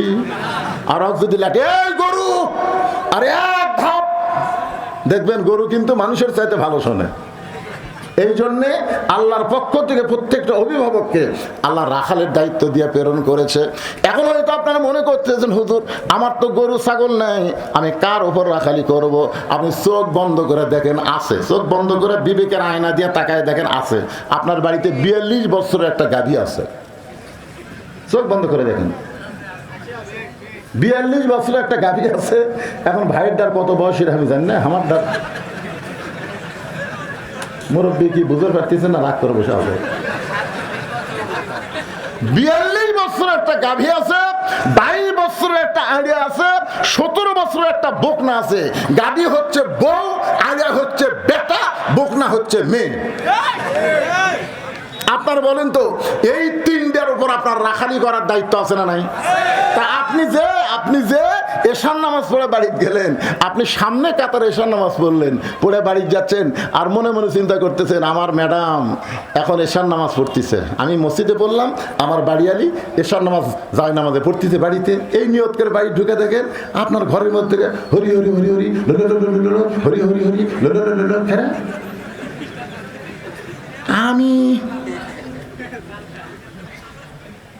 আমি নামাজ পড়লাম মসজিদে, আমার বাড়ি হরি হরি, ঢুকে দেখেন আপনার ম্যাডাম 42 বছরের গাভী তার জলসা দেখতেছে।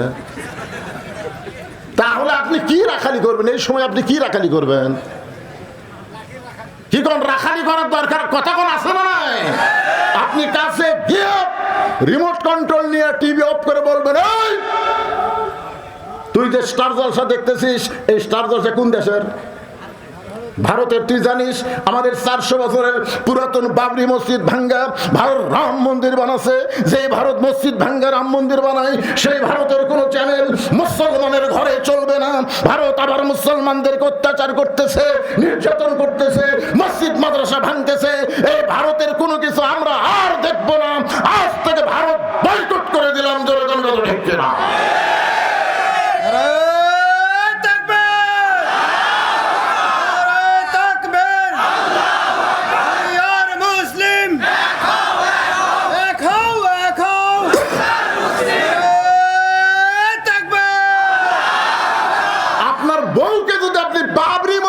কাহিনীটা ঠিক মতো শোনার পারেন, বিশ্বাস করেন মেয়ে মানুষের মন খুবই নরম, ওই আর জীবনে ভারতের চ্যানেল দেখতে না। রাখালি করছেন? আপনার ছেলে যে 22 বছরের ছেলে স্কিন প্যান্ট পরে, এত টাইট প্যান্ট পরে পরে কলেজে যায়। ছেলে আপনি 9টার সময় কলেজে গেল, সন্ধ্যার সময় বাড়িতে আসলো, এত টাইট ফুল প্যান্ট। আপনি কি কোনোদিন রাখালি করছেন? কে রে বাবা? এ বাবা শোনো, মুসলমানের বেটা কাপড় থাকবে টাকনুর উপরে আর পরবা নাভির উপরে, নাভির উপর থেকে টাকনুর উপর। জোরে কোন কথা ঠিক কিনা? আর এত টাইট ফুল প্যান্ট পরছো, এই ফুল প্যান্ট পরে তুমি কি 9টার থেকে সন্ধ্যা পর্যন্ত পেশাব করনি? এটা রাখালি করতেছে। লোকমান তার ছেলের সাথে রাখালি করছে। এই জন্য আল্লাহ কোরআন একটা সূরা দিয়েছে লোকমান। পিতা হয়ে আপনি বলতেছেন আচ্ছা ঠিক আছে বাবা, তুমি এই ফুল প্যান্ট পরে পেশাব কেমনি করলে? সুন্দর করে বলবেন, আব্বু আমি তো এটা পরে বসবার পারিনি। তো কেমনি করলে? খাড়া হয়ে করছে আব্বু। তো খাড়া হয়ে পেশাব করলে কয়বার করছে? সকাল থেকে সন্ধ্যা পর্যন্ত 3বার করছি। তা 3বার পেশাব করে পানি পানিও লিছি, টয়লেট লিছি। বাপ বলতেছে পাগলা, পেশাব করে দাঁড়ায় পেশাব করে পানি নিয়ে তুমি মনে করছো পেশাব শেষ, এই মনে করে সেন্ট টানছো, তারপরে কমপক্ষে 3 ফোঁটা পেশাব তোমার কাপড় পড়ছে। কারণ দাঁড়ায় পেশাব করলে পেশাব পুরোপুরি নিংড়ে না। কথা কন ঠিক কিনা? তো তুই 3 ফোঁটা, 3বার 3 থেকে 9 ফোঁটা, তো 9 ফোঁটা পেশাব যে তোমার ফুল প্যান্টের আন্ডার প্যান্টে পড়লো, ওই পেশাব শুকে যায় কি হলো? ওই পেশাব শুকে যায়, ওটি আবার জীবাণু হলো। এই জীবাণু দিয়ে তোমার ওই পেশাবের ছিদ্রতে ভিতরে ঢুকলো। কিছুদিন পরে তোমার যৌবন শক্তি নষ্ট হবে, আগা মোটা গোড়া চিকন হবে, তোমার সাথে কেউ বিয়ে দিবে? হাসতেছেন ইন্ডিয়ান হারবার খাবে? আপনার ছেলেকে 22 বছরের ছেলেকে আপনি এইভাবে সুন্দর করে রাখালি করে বুঝাই দিবেন। মুসলমানের সন্তানকে 7 বছর থেকে তালিম দেওয়া লাগবে, 10 বছর থেকে নামাজ ধরার লাগবে। যদি নামাজ ধরাবার পারেন, ও আর টাইট ফুল প্যান্ট কোনোদিন পরবে না। ধরে কোন কথা ঠিক কিনা? এখন 17 বছরের বকনা মানে আপনার মেয়ে। আপনার মেয়েকে আপনি মুসলমান হিসাবে কি তৈরি করবেন? ফাতেমা তৈরি করবেন না পরিমণি তৈরি করবেন? বাবা হিসাবে আপনার দায়িত্ব গ্রহণ করা দরকার। যদি আপনি ফাতেমা তৈরি করেন, আল্লাহ রাসূল বলেছেন সাইদাতুন নিসাই আহলুল জান্নাহ ফাতেমাতুজ জোহরা, আমার ফাতেমা জান্নাতি নারীদের নেত্রী হবে। একদিন নবী ফাতেমার কাছে গিয়ে বললেন, ফাতেমা তুমি কি কখনো মনে করেছো তোমার বাবা আল্লাহর নবী বলে তুমি জান্নাতে যাবা? ফাতেমা বলতেছে, বাবা আমার বাবা শুধু আল্লাহর নবী না, আমার বাবা হলো বিশ্ব নবী। আমার বাবা হলো বিশ্ব নবী, আর বিশ্ব নবীর মেয়ে হওয়ার কারণে আল্লাহ কি আমাকে জান্নাত দেবে না? রাসূল হাত ধরে বললেন, ফাতেমা নবীর মেয়ে হওয়ার কারণে তুমি জান্নাতে যাবার পারবা না। জান্নাতে যদি যাবার চাও তাহলে জান্নাতের আমল করে তোমাকে জান্নাতে যেতে হবে। ফাতেমা বললেন, বাবা মেয়েদের জন্য জান্নাতের আমল কি বাবা? রাসূল বললেন, মাত্র 4টা আমল করবা। 1 নম্বর হলো নামাজ, 2 নম্বর রমজান মাসের রোজা, 3 নম্বর সতীত্বের হেফাজত পর্দা করা, আর 4 নম্বর স্বামীর কথা মতো চলা। এই 4টি আমলের মধ্যে পর্দাটা হলো সবচাইতে গুরুত্বপূর্ণ আমল ফাতেমা। এই পর্দার মধ্যে যদি থাকতে পারো, বাকি 3টা আমল আল্লাহ তোমার জন্য সহজ করে দিবে। আমার মা বোনেরা যারা পর্দার অন্তর আছেন গো মা, কেউ যদি আপনাদের বলে কোরআনের দল ক্ষমতাত গেলে পর্দার মধ্যে রাখতে হবে, আল্লাহ কোরআনে বলেছেন, অকরনা ফি বুয়ুতিকুন্না ওয়ালা তাবাররাজনা তাবাররুজাল জাহিলিয়াতিল উলা। যে মেয়েরা পর্দার মধ্যে থাকবে, ওই মেয়েদের আকাঙ্ক্ষা আল্লাহ দূর করে দেয়। ওই মনের মধ্যে পর্দায় থাকলে শান্তি হয়, যেই জিনিসটা হাতে পাবে 10কে আল্লাহ 100 বরকত বানায়া দিবে। ধরে কোন সুবহানাল্লাহ। ওই মেয়েটা পরপুরুষের উপর কোনোদিন লালায়িত হবে না, পরকীয়া প্রেম চলবে না। স্বামী স্ত্রীর মধ্যে আলাদা জান্নাতে একটা মহব্বত হবে। হুন্না লিবাসুল লাকুম ওয়া আনতুম লিবাসুল লাহুন্না। স্বামী হলো বিবির পোশাক, বিবি হলো স্বামীর পোশাক। পুরুষের দরকার তার বউকে পর্দায় রাখা, আর মেয়ের দরকার সবসময় পর্দার মধ্যে থাকা। এই পর্দার মধ্যে যদি মা থাকতে পারেন, ফাতেমার সঙ্গে আল্লাহ জান্নাত দিবে। গভীর রাত্রে ফাতেমাকে হযরত আলী কবর দেওয়ার পরে আল্লাহকে বলতেছে, আল্লাহ এই ফাতেমার পর্দা কবুল করে নাও। এই দোয়া করার পরে তাকায় দেখে সামনে কয়েকটা পুরাতন কবর দেখা যায়। এই মাত্র ফাতেমার নতুন কবর দেখতে পায় না। হযরত আলী জান্নাতুল বাকি দৌড়ায় বলে, ফাতেমার কবর, ফাতেমার কবর। কে যেন বলতেছে, আলী রে ফাতেমা পর্দা নিশি, আমি আল্লাহ জোহরা ডিগ্রি দিয়া ফাতেমার কবরটাকে কিয়ামত পর্যন্ত পর্দা করে দিয়েছি। ওসমান গনি বললেন, ভাইজান আপনাকে কোনোদিন দেখিনি তো, এই জন্যই 3 বার দেখছি ভাই। রাগ করছেন? রাগাল বলতেছে, রাগ তো একটু হসেই তো, কোনোদিন দেখি না আজকে প্রথম কাতারে। কারণ কি? রাখাল বলতেছে, আমি বারান্দাত নামাজ পড়ি ভাই, আজকে বেকারিতা দেখার জন্য আসছি। আজকে দেখা হয়ে গেলে এই কষ্ট করে আমি আর এই জায়গাতে আসবো না, কারণ বারান্দাত নামাজ পড়ার মধ্যে যে মজা আছে সামনে কাতারও ছেড়ে নেই। যারা বারান্দাত পড়ে তারা জানে, নামাজ পড়ে শেষে এসে আগে যায়, সামনে কাতারে পড়লি এই যেই বার হবে দেখে দেখে এই নিয়ত আর কে রে কোন দিক দিয়ে যাই রে। এখন সেই জন্য মসজিদ আবার ইয়া তোদের লাঠি, তোদের লাঠি কি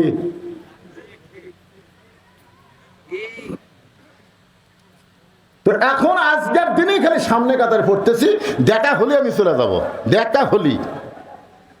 ওসমান গনি বলতেছে, আপনার দেখা হবে তার গ্যারান্টি কি? রাখাল বলতেছে, আমার চোখের পাওয়ার ভালো আছে, আমি দেখতে পাবো।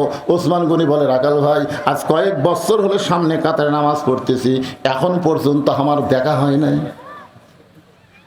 রাখালকে কি বলে? ওসমান গনি বলতেছে, কয়েক বছর হলে সামনে কাতারে নামাজ পড়তেছি, এখন পর্যন্ত আমার দেখা হয়নি।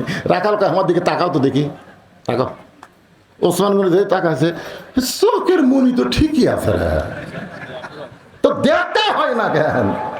রাখাল দেখতে চায় হযরত ওমরকে, আর ওসমান গনি দেখতে চায় নামাজের মালিক আল্লাহকে। আল্লাহ রাসূল বলেছেন, বুখারী শরীফের কিতাবুল ইহসার হাদিসটা পড়েন, আনতা আবুদুল্লাহ কাআন্নাকা তারাহু ফাইন লাম তাকুন তারাহু ফাইন্নাহু ইয়ারাকা। কোন আল্লাহর বান্দা যখন ইবাদতের মধ্যে শামিল হবে, ইবাদতের মালিক আল্লাহকে দেখতে পাবে। আল্লাহ যদি দেখা সম্ভব না হয়, আল্লাহ তাকে দেখতেছে, এই বিশ্বাস তার কলিজার মধ্যে আসবে। ওসমান গনি মনের মধ্যে বড় আশা, যাকে সেজদা দিলাম তার কুদরতি পায়ে যেন একটাবার সেজদা দিবার পারি, এই দৃশ্য যেন আল্লাহ আমাকে দেখায়। এই চিন্তায় সামনে কাতারে নামাজ পড়ে। ওসমান গনি বলে, ভাই কয়েক বছর হলে সামনে কাতারে নামাজ পড়ি, এখনো পর্যন্ত আমার দেখা হয় নাই। রাখাল বলতেছে, কান্দা লাগবি না। কান্দা লাগবি কেন? তুমি আমার হাত ধরো। রাখাল ওসমান গনি বলতেছে, তুমি আমার হাত ধরো, আমি নিজেও দেখবো, তোমাকেও দেখায় দেব। এবার ওসমান গনি খফ করে হাত ধরে বলতেছি, ইয়া আইয়ুহাল্লাযীনা আমানুত্তাকুল্লাহা ওয়া কুনু মা'আস সাদিকিন। ঈমানদারেরা, আল্লাহর ভয় যদি ভিতরে রাখতে চাও তাহলে সত্যবাদীদের তোমরা সাথী হও। আপনারা বলেন তো, সত্যবাদীর সাথী হওয়া বলতে কি বোঝাচ্ছে? ইন্নাল্লাহা ইয়ামুরুকুম আন তুআদ্দুল আমানাতি ইলা আহলিহা ওয়া ইযা হাকামতুম বাইনান নাস আন তাহকুমু বিল আদল। আল্লাহু আকবার, জোরে বলেন আল্লাহু আকবার। সত্যবাদীর সাথী হওয়া মানে কি?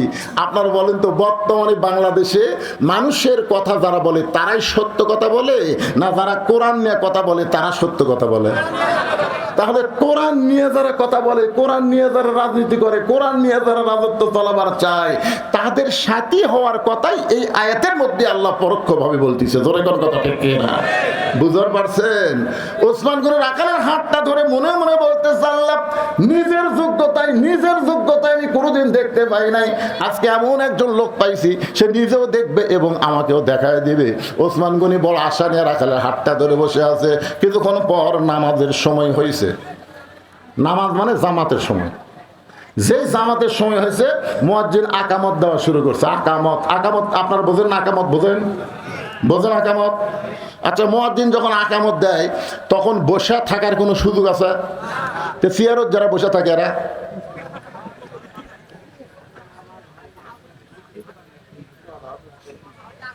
এই সিয়ারত যারা বসে থাকে, সিয়ারত, আজ থেকে 20 বছর আগে গোটা বাংলাদেশের কোনো মসজিদ আমি সিয়ার দেখিনি পারে।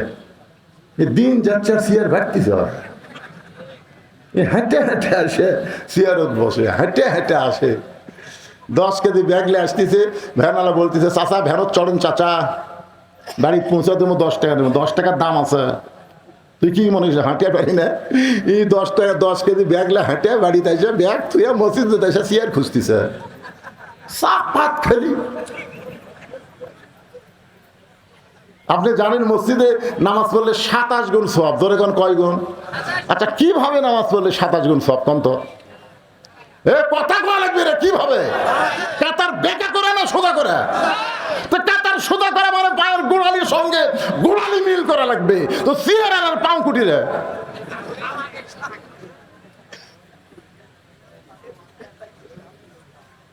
সামনে একজন ফাঁকা দিয়ে পিছনে যতই কাতার করেন সামনে কাতার মাকরু হয়ে যাবে। এই জন্য সিয়ারত যাই বসছে, ওই দিন হেঁটে এসে সিয়ারত বসে, তার মানে খাড়া হওয়ার পাওয়ার আর আছে। নামাজের ভিতরে বাইরে 13টা ফরজ, তার মধ্যে একটা ফরজ হলো দাঁড়িয়ে নামাজ পড়া। জোরে কোন কথা ঠিক? কথা কর না কেন ভাই, কথা কর না কেন? 4 জন মুসল্লি ওই সিয়ারের 4 পাও কান্দত নেবেন সহ। সিয়ারত বসে থাকলে 4 জন মুসল্লি 4 পাও কান্দত দিয়ে আস্তে করে বারান্দার থেকে আসবেন। ওখানে চেয়ে এসে বলবেন, লা ইউকাল্লিফুল্লাহু নাফসান ইল্লা উসাহা। আল্লাহ বলেছেন যার কষ্ট হবে এমন কিছু আল্লাহ চাপাই দেয়নি। 60 বছর চাকরি করলে সরকার যদি তাকে পেনশন দিবার পারে, 60 বছর করছে, বুড়া বয়সে চাকরি করে পারবি না রে, চোখের পাওয়ার নাই, হাতের পাওয়ার নাই, মাজা ধরে গেছে, এখন বসে তাকে পেনশন দেই। তো জুয়ান বয়সে যারা জামাতের সঙ্গে নামাজ পড়ছে, বুড়া বয়সে যদি পড়বার নাও পারে, যেখানেই পড়ুক আল্লাহ সোয়াবের পেনশন দিয়ে দিবি। ধরে কথা কর না কেন? সরকারের চাইতে আল্লাহর কি দয়া কম নাকি? সমস্ত ইবাদতের মধ্যে নামাজ হলো সরকারি চাকরির মতো ইবাদত। আপনি রোজা যদি না করেন আপনি কাফের হবেন না, হজ যদি না করেন আপনি কাফের হবেন না, যাকাত যদি না দেন আপনি কাফের হবেন না। মান তারাকাস সালাত মুতাম্মিদান ফাকাত কাফারা। এক ওয়াক্ত নামাজ বাদ দিলে কাফের। লা সালাতা লা ঈমানা, যার নামাজ নাই তার ঈমান নাই। যখন আসলো ছেলে তখন টাইট, ওই একদিনও মসজিদ আসেনি। বুড়া বয়সে এখন চামড়া ঢিল হচ্ছে, আল্লাহর সাথে মিল দিয়ে সিয়ারত বলছে। এলে ইয়ে আর কি আল্লাহ পছন্দ করবে না? কুমু লিল্লাহি কানিতিন। দাঁড়াও, আল্লাহর আনুগত্য নিয়ে দাঁড়াও। যদি সিয়ারে আপনি রুকু সেজদা করবার না পারেন, আপনি দাঁড়িয়ে নামাজ শুরু করেন। যদি রুকু সেজদা করবার না পারেন তখন আপনি সিয়ারে বসেন। আবার যখন ইমাম দাঁড়াবে তখন আবার আপনি দাঁড়ান। যদি নিচে বসবার না পারেন অন্তত দাঁড়িয়ে নামাজ শুরু করা লাগবে। ধরে কোন কথা ঠিক কি না? আমার কথা কি বুঝবার পারলেন ভাইজান?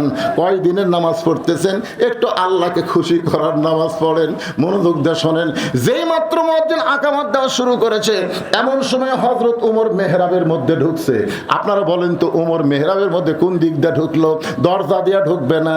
আল্লাহর কোরআন দিয়ে যখন রাষ্ট্র চলবে, প্রত্যেকটা ইমাম হবে এলাকার নেতা। ধরে কোন সুবহানাল্লাহ। ওই মেহরাব বরাবর একটা রেস্ট রুম থাকবে, ওই রুমের মধ্যে ইমাম নেতা রেস্ট করবে। যেই মাত্র আকামত দিয়েছে একটা ছোট্ট দরজা দিয়ে হযরত উমর মেহরাবের মধ্যে ঢুকেছে। যেই মেহরাবের মধ্যে ঢুকেছে ওসমান গনির আকালের হাতটা ধরে আছে, আর রাখাল খালি